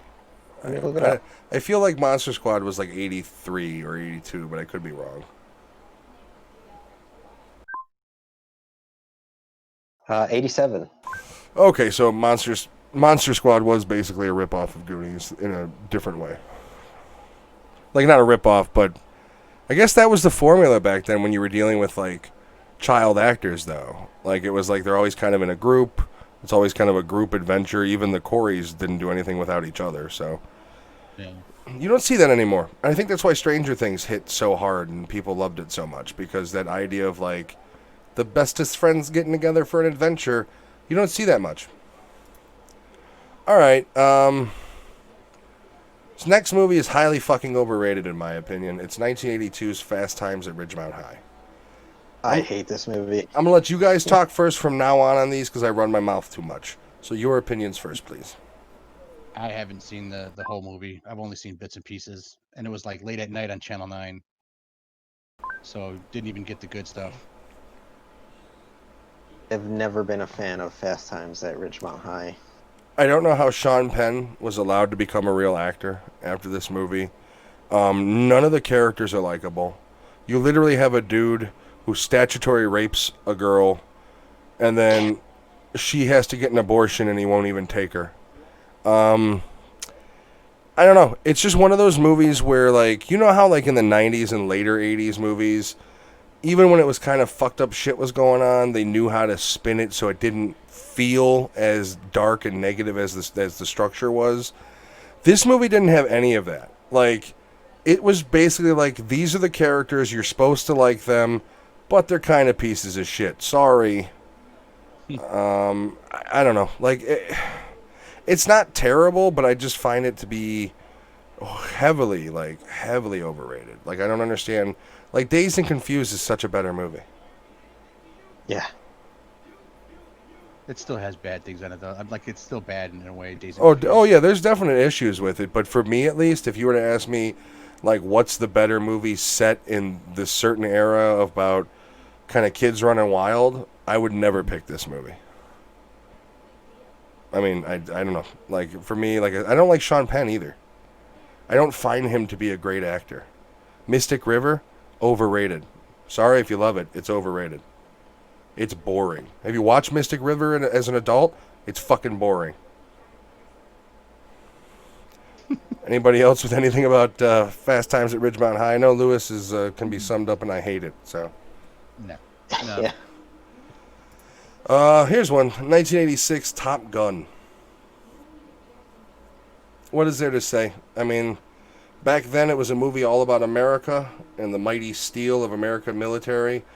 And the sequel, he's literally got Chinese patches on his fucking uniform. So, whatever. Actually, I'm interested in the sequel that's coming out. I'm interested just to see it because I haven't seen a Tom Cruise movie in a very long time. I haven't watched none of his other stuff. You really should check out the later Mission Impossible ones. They really focus more on action than anything. Yeah, they become like... Basically, every time a James Bond movie came out, within that time, 2 fucking Mission Impossibles were made. And instead of like going deeper into the espionage element, they just become more... But they basically went the Fast and the Furious route. Where like they're not as dumb as those movies, but they try to keep a certain tempo of action. Starting with number 3, I mean J.J. Abrams turned that series around after John Woo pissed all over it, basically. I don't know. I like Top Gun. It's one of my dad's favorite movies because he was in the Air Force. Not a big fan that Goose dies, because you gotta remember at the time I was watching this, I was also watching ER with my mom. And it's just like, oh, you just killed the doctor. Dr. Green, I think was his name, or something like that. But yeah, so I like Goose, and then they kill him off. And I don't think anybody can bring this movie up without talking about the homoerotic volleyball scene. And even if you ignore the fact that it's like maybe they're a little too close in the locker rooms, it's still just like on the base of like the idea of like you flex when you chest trick your wristwatch and like I get it, because it's like these guys are sitting in F-15s the whole movie. They got to show the masculinity somehow. So there's like, the dick measuring contest in the locker room, and it's like you could be my wingman. And I'm it's pretty like, sure Val Kilmer wishes he can go back to those days. Well, he's supposed to be in the new one, isn't he? Somehow. I mean, the guy wears a scarf around his throat now because he had the surgery. Like, have you seen any movies he's been in pre-throat cancer? No. Val Kilmer comes with a scarf. That's part of his new thing. Like, I just watched a trailer for a movie he's in, and he's got the whole time, he's got a scarf covering. Like, that's the thing is, doesn't matter how much weight you lose and things like that. If other shit's deteriorating, you're not going to, you know what I mean? Like, how good is he going to be in it? Did he crash his plane and now he's, a little roughed up? Like, what happened? But the sequel's supposed to delve into the children. You got Miles Teller is going to be either Goose's kid or Maverick's kid, and they're bringing in the next generation of the Top Gun. Interesting tidbit: Tom Cruise is a fucking psychopath, and learned how to fly an F-15 for the movie. There's actual scenes in the new one where he's flying an F-15 legitimately. Yeah. I mean, give it to the guy. His Scientology voodoo really helps him out. Like, he throws down one of those, like, 10 experience points cards from his deck, and next thing you know, he's charged up, hanging off the side of a fucking airplane for Mission Impossible. God bless him. It's all for Xenu. And he really wants to do all his own stunts and stuff, too. And I mean, kudos to him. It is really cool to know that he does that amount of stunts and everything. Like, that's the problem with Tom Cruise is, like, it's easy to kind of pick apart his personal, like, weirdness, but the guy makes good movies. I mean, you can't name on one hand his best movies. And I'm not even talking about, like, people love Jerry Maguire. Fuck Jerry Maguire. Minority Report, this bitch. That movie's awesome. Like, you know what I mean? Like, I didn't like Vanilla Sky, but... That creepy scene with the thing that distorts his face. Oh, shit. Yeah, I mean, that movie, like, he's got some really awesome, like, Night and Day. Have you guys seen Night and Day with him and Cameron Diaz? I have not. It's the... Oh, check it out. It's where he plays... Like the spy one, right? Yeah, but it's like... Yeah. That movie is one of my favorite movies because it's got such a tempo where it literally starts off where she boards a plane with him. He fucking murders everybody in it, crash lands it, and then it jettisons to where they're separated. She gets rescued. Then the next scene if you haven't seen it, Lewis, the action's really good in it. There are certain scenes in the movie that go crazily dark, like, because there's kind of a comedic tone between the two of them. And then there's literally a part where, like, he gets to the point where he stops the vehicle and goes back and slaughters 2 of the assassins that are chasing him, like, just straight up. And so there's a certain striking of seriousness, tone in it mixed with it. If you haven't seen it, though, it's I mean, I can't think of anything negative I would say about Night and Day. It's a certain amount of campiness, great action. I really like that movie. I have to check it out. Okay, so 1986. We kind of already touched on this movie. Stand By Me. Basically, latchkey children who want to become vagabonds go on an adventure. To see a body. Yeah, to see a body. Once again. Based off a Stephen King story. Where's the fucking parents? Well, What was wrong with the 80s? I mean, like, maybe my mom was just a smother, but I can't think of any point in my, like, and I probably had opportunities. I mean, we used to joke about going to the woods over by Clark Park and finding a body, because they used to find bodies there. But I would, like, if Lewis came up to me one day when we were kids and was like, hey, I found a body, you want to go see it? I'd have been like, no. If my mom finds out, she's going to beat the fuck out of me. No.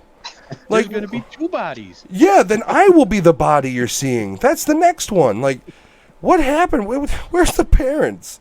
But this is, of course, it's known for River Phoenix being in it and him being, he would have been the equivalent of Johnny Depp at this point, basically. I mean, the same age. Yeah. They're all pretty well known, though. All 4 of them. Well, you got Jerry O'Connell. Jerry O'Connell, who is now, there was a big to-do because he was fit, like he was in good shape, and they're like, but you used to be pudgy as a child. How did it happen? And he's just like, I fucking work out like I'm an adult. What do you mean, how did it happen? Fuck off. River Phoenix, Corey Feldman, O'Connell, and Will Wheaton. By the way, fuck Will Wheaton. If somehow he hears this, fuck you, Will Wheaton. I don't like you. Fuck you. That's all I want to say about him. He's just got a very punchable face personality. His personality is just like that of, like, you want to look at him and be like, you do know I could wreck you, right? Like, you know I could put you in the ground right now. Leave me alone. Like, he's the guy that comes to your party and you get into a fight with the friend that brought him. That's how much you don't like the guy. Fuck Will Wheaton. He likes to use his knowledge of things over people, and that's one of the things about him that I can't stand. Well, it wasn't he on Star Trek, like as a young kid, to the point where Galaxy Quest made fun of him, where the communications operator in the show is a kid. Like, just Will Wheaton, just fuck you. No more. Ah, fuck. Dirty Dancing, 1987. This is the one that I was talking about. We're going to have fun with. You guys go ahead and start. I'm going to sit here with a disapproving look. As you watch it as an older... Go ahead. I'm sorry. No. I was going to say, I believe my grandmother liked this movie a lot. She loved the music, yeah. But, yeah. Nobody puts baby in the corner. I don't know. It's he's clearly an older man now that you look at it, and she's supposed to be like 16 years old. Like barely, like in high school, maybe like, it's rural 1980s, so maybe 17, a little bit acceptable. But he just comes into town like this fucking full-grown adult. He's got a family 3 counties over that he never mentions, like that type of greaser asshole. And it's just, literally the description is it's a celebration of soul, romance, and liberation. Ugh, fuck. No. If you were to ask me, describe a movie you'd never want to watch in 3 words, I'd say soul, romance, and liberation. Yeah, I don't know. Like, my wife likes this movie. I guess I understand, because this is one of those movies that, like, you take your girlfriend to, you take your wife to, they get to see dreamy Patrick Swayze. You're supposed to, ogle over Jennifer Grey. And it's all supposed to be united by a love story, but it's like, not my cup of tea. No, I think I've only watched this once, but I would argue that Ghost is a better Patrick Swayze love story movie. I bought Dirty Dancing for Jen on 4K on iTunes. You know how many times she's watched it? Twice. How many times I've watched it? Zero. Not gonna watch that shit. Not again. I've seen it enough. All right. Anybody else care to say anything more about Dirty Dancing? Nah. 1988's Coming to America, comedy classic. this also has a sequel coming up, doesn't it? Yeah, I will say I do. Really? Yeah, they've got most of the people back for it too. Wesley Snipes is in it. Arsenio, Murphy, most of them are coming back. But the problem is, how do you do Coming to America 2 in this climate where it requires Eddie Murphy to play multiple people of different races? Like, that's a problem with Eddie Murphy that nobody talks about. And the truth is, if you've ever seen Norbit's a funny fucking movie.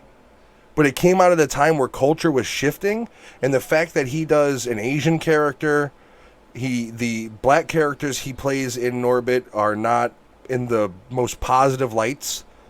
That's why that movie got destroyed the way it was, because it wasn't politically correct. And the problem with Eddie Murphy is guys like him and Mike Myers and stuff like that are not from the realm of politically correct movies. Like, that's why Norbit, everybody says it's terrible, because it's goofy, kind of stereotypical comedy. He also says he doesn't give a shit. That's what he says, because he might not, simply because hasn't done anything in 15 years or something. He's just been living off of the millions he made, so he may not. We'll see when that stand-up special comes out. That'll tell you. But I love Coming to America, though. There was a lot of good stuff with that movie. Good morning. Shut the fuck up. Yeah, fuck you. The McDowells, the Soul Glow. Everybody gets up off the couch and it's soaked from the Soul Glow. Oh, Get your Soul Glow. He was also in ER. Eric LaSalle, yeah, he was also in a shitty horror movie. I can't remember the name of. Oh, it's something with an S, I believe. Yeah, he was like a vampire, so I don't remember. Garbage. But no, Coming to America is a classic. It's one of those ones where I do prefer. Have you seen it? You've seen Coming to America, right, Lewis? Yeah. Sorry, the mic keeps cutting out. I prefer Trading Places. Like, if you're going to compare them, I'm more of a fan of Trading Places than I am Coming to America. But great movies. Yeah. All right. 1989's Bill and Ted's Excellent Adventure. Very relevant considering the third one just came out. You can actually get a bundle on Vudu. It's $36 for all three of them in 4K. But yeah, so this... Sorry, go ahead. Oh, no, I was going to say the third one's been getting some pretty good reviews, too. I actually want to check it out. It is a little hard seeing Keanu Reeves in anything. Like, for a long time, you couldn't see him as anyone but Neo. And now you can't see him as anyone but John Wick. Yeah. if he cuts his hair short, it can kind of break the illusion. But if he's got that long hair, you're like, bro, where's your slick ass suit? You got people to kill. Like, if I met him in person, I don't like. He's supposed to be incredibly nice, so I would try to be the nicest I could. But if you meet the guy, you gotta admit to him that you're a little disappointed that he's not in a slick black suit with guns all attached to him. You know what I mean? Like, you see Keanu, you want to see fucking John Wick. It is what it is. But no, Bill and Ted's, I like this movie. You got Carlin in it. You got William Sander as Death, or Sander, I can't remember. Doesn't he reprise his role, too? Yeah, he's in the third one as well. Yeah. Carlin, unfortunately, we all know, cannot be. I was kind of hoping they were going to do like a digital version, like a hologram, like where they have Carlin in the movie, but he's just a hologram in the movie, so you can get away with it kind of looking a little bit weird. Mm-hmm. But I haven't read anything about them having that. But I like this movie. Not one of my favorites, but it's good. I enjoy it. One movie I don't see on here, and I don't remember so far, I'm hoping it's on the list, is Blues Brothers. Because if it's not, I'm pretty sure that came out in 81. We talked about this one earlier. 1987's The Princess Bride. I love this movie. So do I. I do too. I've watched this probably like 3 times this year. Yeah, this movie is awesome. This is, I only think of Carrie Ells in 2 movies. I think of this and Saw for some reason. Yeah. Unfortunately, the images you get are As You Wish and him like dying Totally as he different. crawls out of the end, like he's he's shaking and he's all blue, like really fucked up. He's been in a lot of good shit though. I mean, for one thing, Robin Hood Men in Tights. And the interesting thing about that is the reason why he was cast in Robin Hood Men in Tights, and he almost turned it down because he was worried about getting typecast, was because he had learned fencing and was so good with it, or good at it, from his training he did for Princess Bride, that when it came time for Mel Brooks to find the lead, they were looking for somebody who had the kind of comedic edge, as well as who could do some sort of swordplay. And I guess when he was on set for Men in Tights, like his swordplay was better than anybody else, that sort of thing. So that's why he got that role. But he's been in. That's the weird thing is like if you don't think of Carrie Ells as being like in movies you like, but then you go back and you watch some of these late '80s and like early '90s, mid '90s movies, and you see him in it, and you're like, oh shit, Carrie Ells is in this. He was also in a few TV shows. That was most recent, Psych. Didn't they just do a Psych 2 movie that was on Quibi or something? I don't know what they were airing. I know. It's also USA Network, so. I know it was it was an exclusive movie to one of the streaming services. I just don't remember which, but yeah, I like Carrie Ells. I don't know. I remember being when Saw came out and you see him in it, and you're like, oh shit, it's dude from Princess Bride. No way. Like you're like totally into it. You're like, oh cool. And then There's a ton of other people too that's in that movie that are great.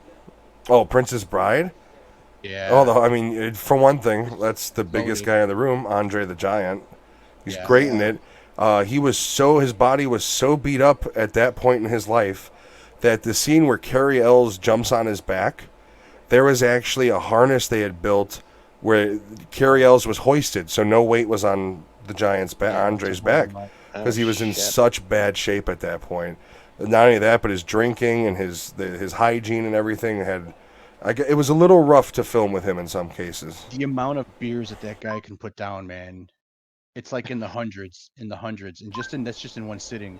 Yeah, well, they would say, like, if you sat down and you had a 6-pack, Andre would have a 36-pack. Like, that was, he didn't drink in small quantity because he legitimately had giantism syndrome. They have a picture of him holding a full can of beer, and it's like this big. Yeah, it's those 8-ounce cans of Coke you could buy, basically, to him. I mean, he had a really sad ending. He died in a hotel by himself. It's, and then because I watched a documentary about him, and the problem with it at that time they had no comforts for big people like that. He couldn't fit in airplane bathrooms, so they would literally curtain him off in his seat while he pissed in buckets because he drank like a fish.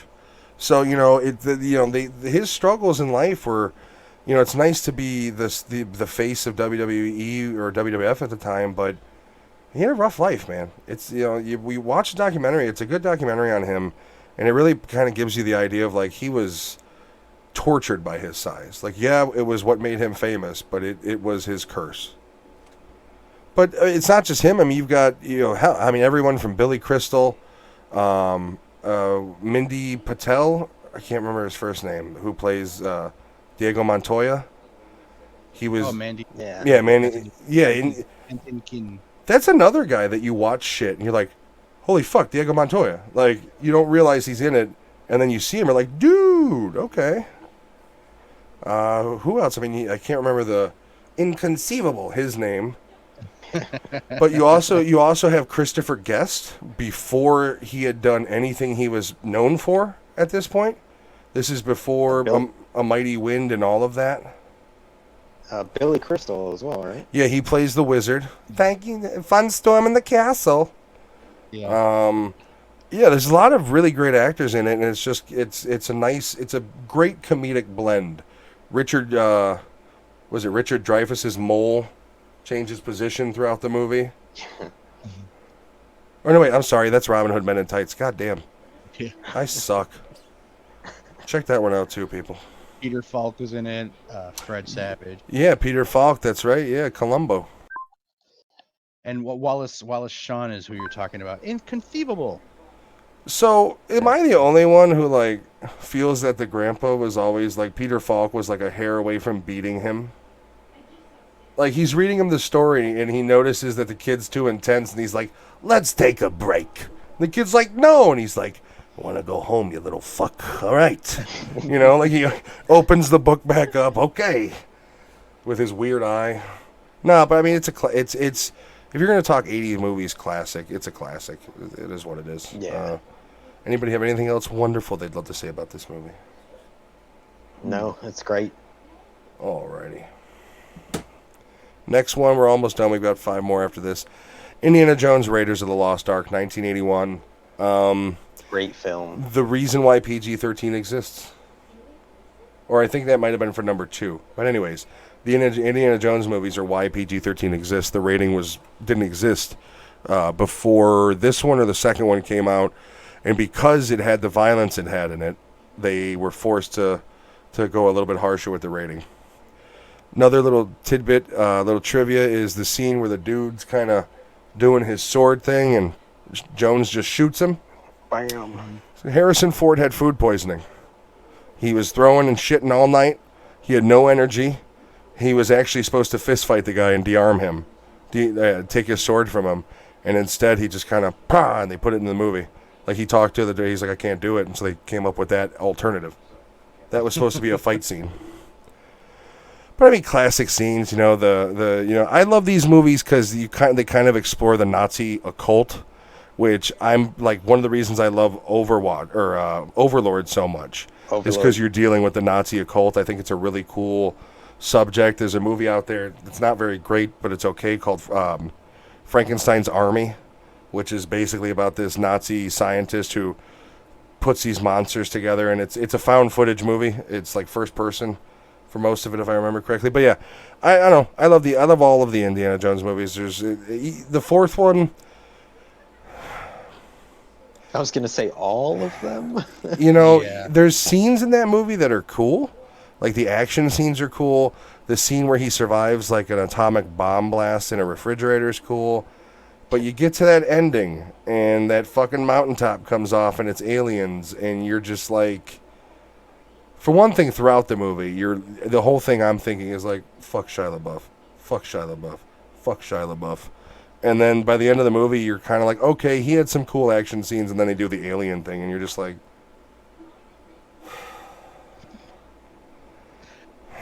That's one movie that I watched once, and I saw it in theaters, and I don't think I've watched it since. So did I. I saw it in theaters, and I was like, nah. All right. Anybody else have anything to wrap up on Indiana Jones? No. Next movie is 1985's The Breakfast Club. You guys go ahead and take it away. This is one of my favorite John Hughes movies. Yeah, I like this one a lot better than Ferris Bueller's Day Off. I see on the thing it says we recommend a triple feature of this 16 Candles and Pretty in Pink. Didn't really care for those two movies. I mean, those movies are like your get laid pack, though. yeah. Oh, Like, yeah. if you have you're like a girlfriend or your wife, and you're just like, if they ask you to watch one of them, not Breakfast Club so much, but one of the other ones, and you do, you'll have a good night. I mean, you got to sit through 2 hours of bullshit, but you know. I like the scene where he's climbing through the rafters. He's trying to get back to the room, and he fucking falls through. Yeah, I really love this movie. I don't know. There's just certain things in it that like you shouldn't like, but it becomes iconic when he's like, he takes his time to roll up his fucking This is what you get for spilling paint in the garage at my house. And it's like, I'm sitting there as a kid who got his ass whooped a lot, like, one cigar burn? Pussy? Like, you fucking kidding me? But, you know, it's literally a movie designed around privilege where even the bully is more privileged than I was as a fucking kid. Or the latchkey kid. Talk about bullies. What did the one guy get in detention for duct taping Yeah, somebody's yeah, ass? and then of course they go into this scene where it gets emotional and he's just sitting there like, that's why Emilio, but because of that role is why Emilio Estevez has got so fucking popular. Because he had that scene where he starts crying and he's just like, a little bit of skin came off when they peeled the tape. And it's like, I understand you're supposed to be like in your serious mode right now and you're really regretful of it, but how am I not supposed to laugh at that? Like, how am I not supposed to chuckle by you being a huge prick and fucking that dude's life up for 20 years? Like, pay his therapy bill. That's how you get back to him. Well, but talk about somebody that took therapy, the last kid, too. Anthony Michael Hall? Yeah. Yeah. He's the one that brought the gun to school or something, right? Yep. Yeah, was it a gun or a knife? No, it was a gun because I think he was planning on committing suicide. Yeah, because he goes into how he wasn't going to use it on anyone. They don't really explicitly say he was going to kill himself, though. Hmm. I mean, it's obvious that I like Judge Reinhold, or not Judge Reinhold. Yeah, right? What? Which one? The bully. Judge Reinhold? Judd Nelson. Judd Nelson. I loved Judd Nelson in this movie. I think some of the coolest interactions are between him and the principal. And he's just like, your ass is mine for the next blah, blah, blah, blah. And then there's that weird scene where they have that kind of climatic head-off between the two. And when he says, fuck you, they do that weird, like, sound effect soundtrack where he screams it and it's got that, like, that kind of wind-up, which I always, for some reason, stuck with me. And then, of course, one of my other all-time favorite movies is Airheads. And he's in that as well as the studio exec. So, yeah, I'm a fan of the Judd Nelson. John Hughes, one of his best, obviously.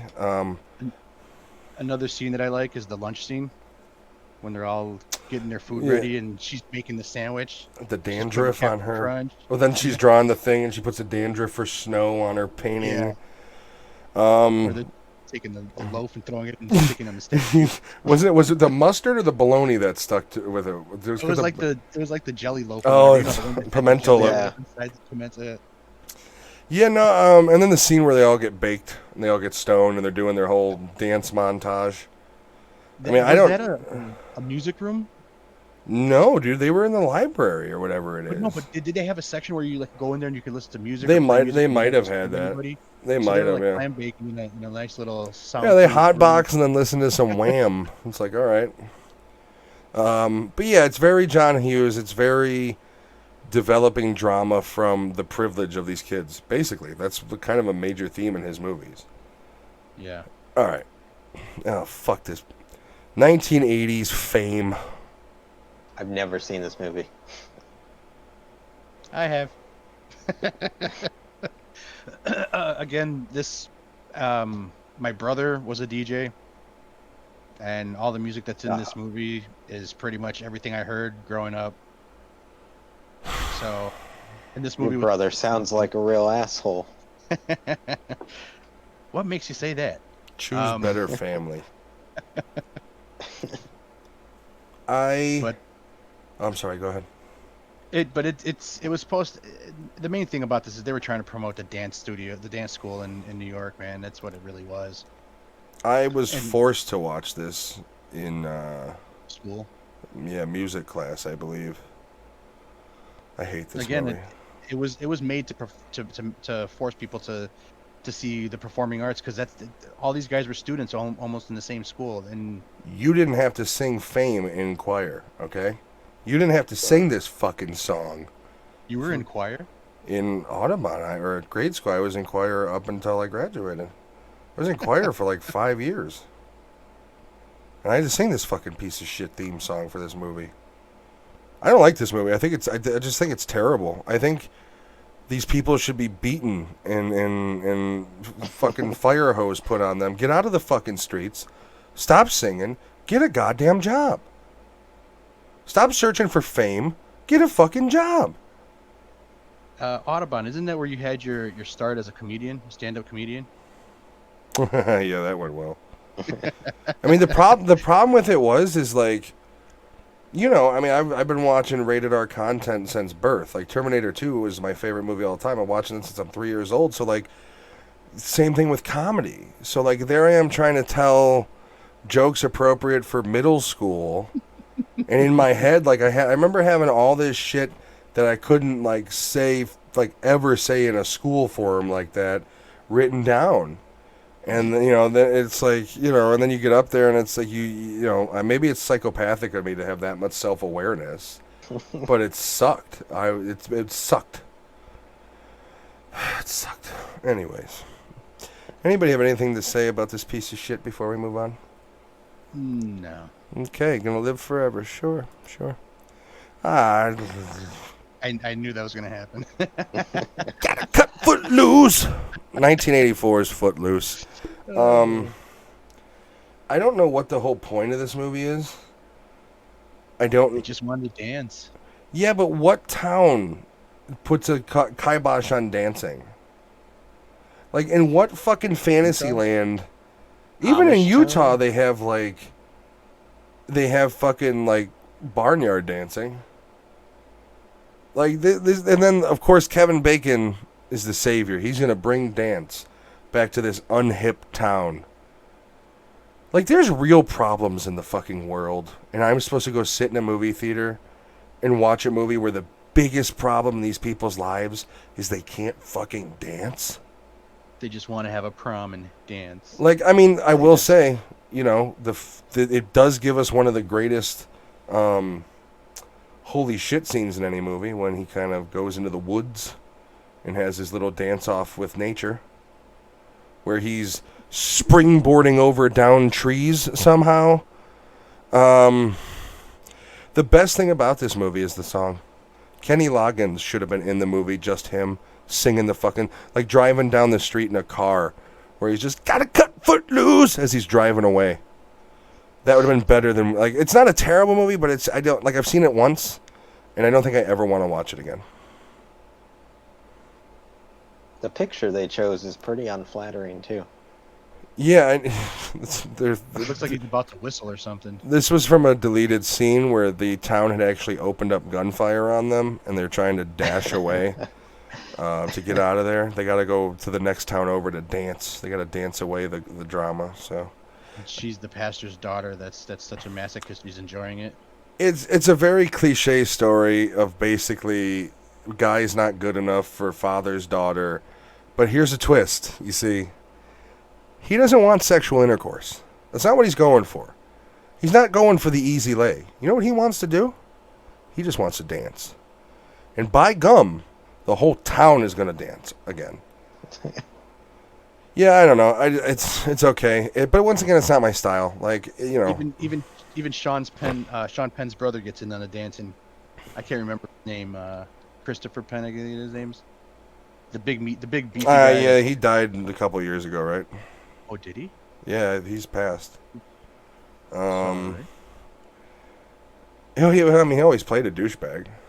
Yeah. Like, he never played, like, a nice guy role. He's always like, hey, punch that guy in the face, he's a prick. Alright. Gotta cut this fucking movie out of my life. Outsiders, you talked about this earlier, Francis Ford Coppola's class warfare adaptation of S.E. Hinton's classic novel. Alex, I feel like you dressed like these fellas for a little bit in your life. Go ahead and let me know what you think about it. Yeah, the Mickey Mouse shirt, but I had sleeves. Oh. If you look at them, man, every single one of them, like they all became stars. Yeah, look at the powerhouse. You've got Emilio Estevez in the sleeveless. Emilio Estevez, by the way, does not look tough. Like, that little curl he's got in the front of his head, like, if he came up to me and tried to act tough, I would dome him. Like, he just doesn't look tough. Then you got Patrick Swayze, who, by all accounts, is like 40 years old in this fucking movie. I mean, if you look at him between the other two, he's really old looking. Tom Cruise, who apparently Tom Cruise has never not been ripped. Like, I don't know if I've ever seen an image of this dude where he didn't have a fucking six-pack. Rob Lowe. We just talked about the other guy. That's C. Thomas Howell. You've got LaRusso, and then you got Dylan in the background. I mean, it's an all-star cast. All these guys went on to do, even if it was for a short period, great things, great movies. Mm-hmm. You know, you got Tom Cruise, once again, using his Scientology voodoo, so he's still very relevant. Rob Lowe, I'm a huge fan of Rob Lowe. I like him as a person and an actor. I think his character in Parks and Rec was great. Have you seen him in 911, Texas? You know, I haven't, but I did watch him on Joe Rogan, and it just made me like him more. That was a good episode. The amount he cursed threw me off. Was I the only one that watched that and was like, Rob Lowe just said fuck? Like you don't think, like, you watch him on Parks and Rec, he's on West Wing, and then you're kind of like thinking he's kind of a clean dude, and then he's dropping F-bombs every 5 seconds on Joe Rogan. It was pretty awesome.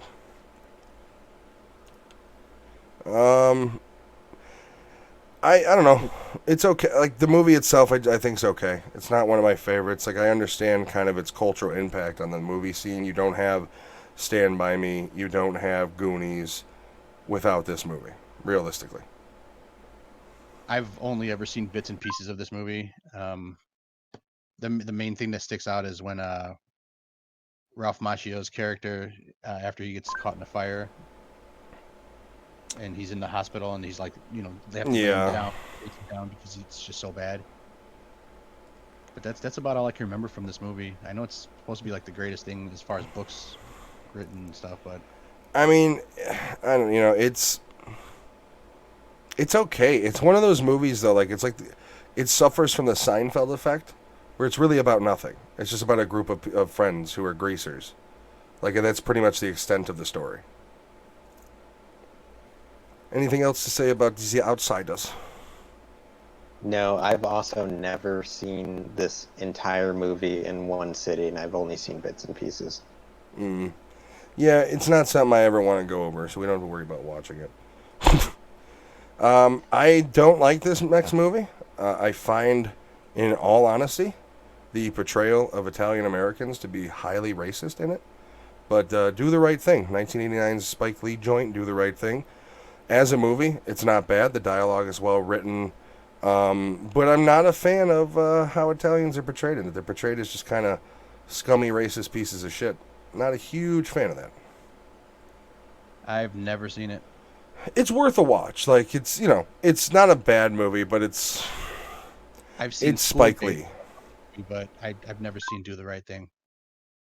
Yeah, I'm not a fan of Spike Lee, although Black Klansman is a really good movie. But no, I've also not seen this one. I want to see that one. I do want to watch Black Klansman. The two movies of Spike Lee's that I like, probably because they're not race-baiting movies, is 25th Hour and Inside Man.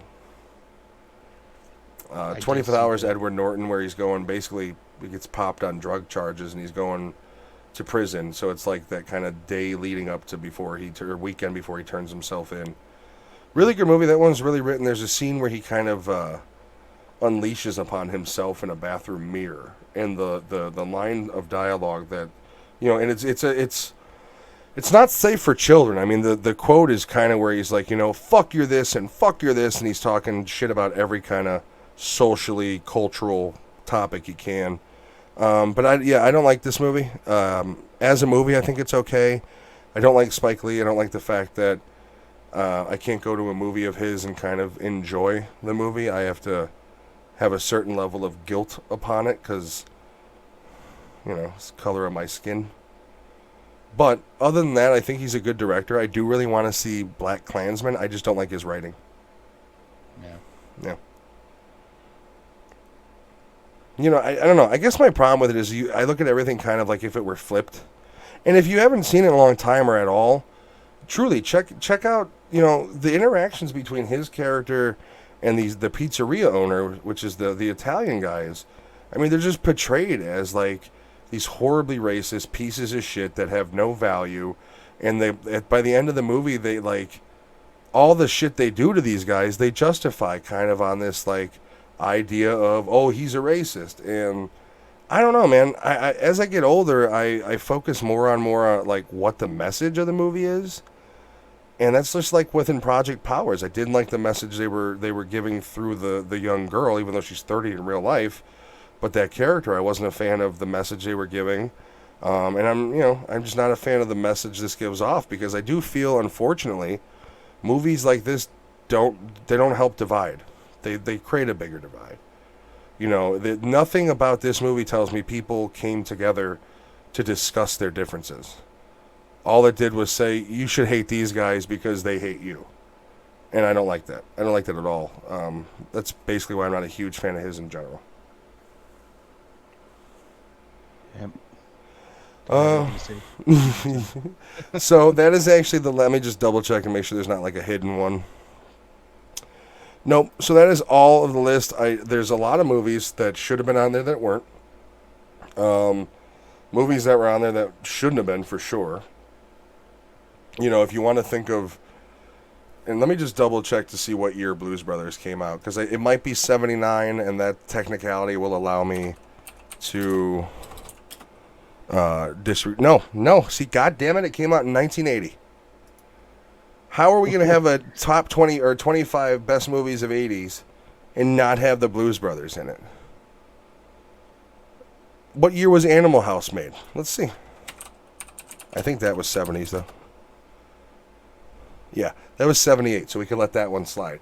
But there's a lot of movies that came out. I mean, Terminator wasn't listed at all. And whether you love that movie or not, it created a new genre. That sci-fi action genre back in the 70s, early 80s was very small. I mean, you had like Tron, handful of other titles that came out. But there's movies that, like, I don't know, that should have been on there. Like you give me a movie like Moonstruck, but you don't list Die Hard at all. Like, and not even just as an action movie. Die Hard is a cultural move. I mean, it's part of the culture that redefined action movies to a certain extent, and it's not on the list at all. So whoever wrote the list is an asshole. I think National Lampoon's Vacation should have been on this list. Yeah. And like, to name a movie like Moonstruck as one of the top 25 of all time. But if you look at the overall categories of all these movies, it's either romantic comedies or comedies, or some form of feel-good type movie. And this is, but the problem is the article's not the best feel-good movies. It's the best 25 movies of the 80s. So Terminator is a feel-good movie. How do you not feel great at the end when, like, Sarah Connor crushes his ass in the first one? Doesn't she say something like, "Nerd Terminator, fucker"? Yeah, she's got a really badass line, actually. Yeah. But see, that was the thing about Linda Hamilton when she was younger. Her dialect is the same from number 1 as it is in number 2. An example is at the end of number 1, she has that, like, "You're terminated, motherfucker." And then in the second movie, she's got lines of dialogue in that same tone. Like when she's calling to John, or when they break into Dyson's house and she's like, "Get on the fucking ground." It's weird. Like, if you watch them to, like, relatively close, she's got the ability to, like, her tone is dead on when she's at the end of Terminator, and then when she's in the psych ward in Terminator 2. Like, I give her that credit.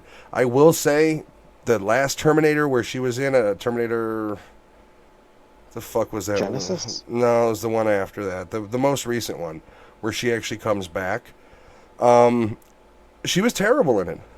She looked like she's been drinking and smoking cigarettes for 30 years. And comes back. Dark Fate. Yeah. I didn't like her at all in it. Like her character was okay in it. She had some moments of levity where she's kind of just like, I've been planning for this. But she did. She had that, like she's been a gym teacher for 25 years vibe to her. Yeah, there's a lot of movies on this list that are horse shit. And then there's ones that need to be removed and some that need to be added. Because, I guess how do you encapsulate the 80s movies in 25 movies? Yeah, next time we'll find out when we're doing a decade review, or maybe we'll do another, if we do another 80s movie, we'll do another 80s list where we'll look up specifically action and horror movies or something. But yeah, that list is bullshit for some of them. I don't appreciate it. That is the end of the list. Is anything that anybody would like to wrap up at all? Anything about any of the movies we reviewed or any on that list? I think we should watch The Shed like in about 6 months from now and do this Oh again. God, no. No. Because if I have to watch that movie again, I'm going to go into a shed with a gun. And I'm not going to have to worry about vampires coming out. Yeah, so that wraps up for the movies. Thank you, everybody, for watching or listening if you're on Spotify, Apple, iTunes, anything like that.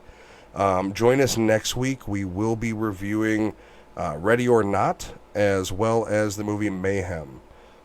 So we will look forward to being with you guys next week. We do appreciate it. If you're on YouTube, please do give us a like, subscribe. Spotify, throw it in your kind of podcast subscriptions, please.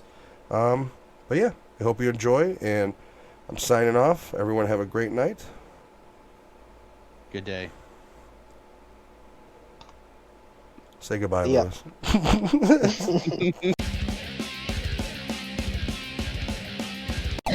Lewis.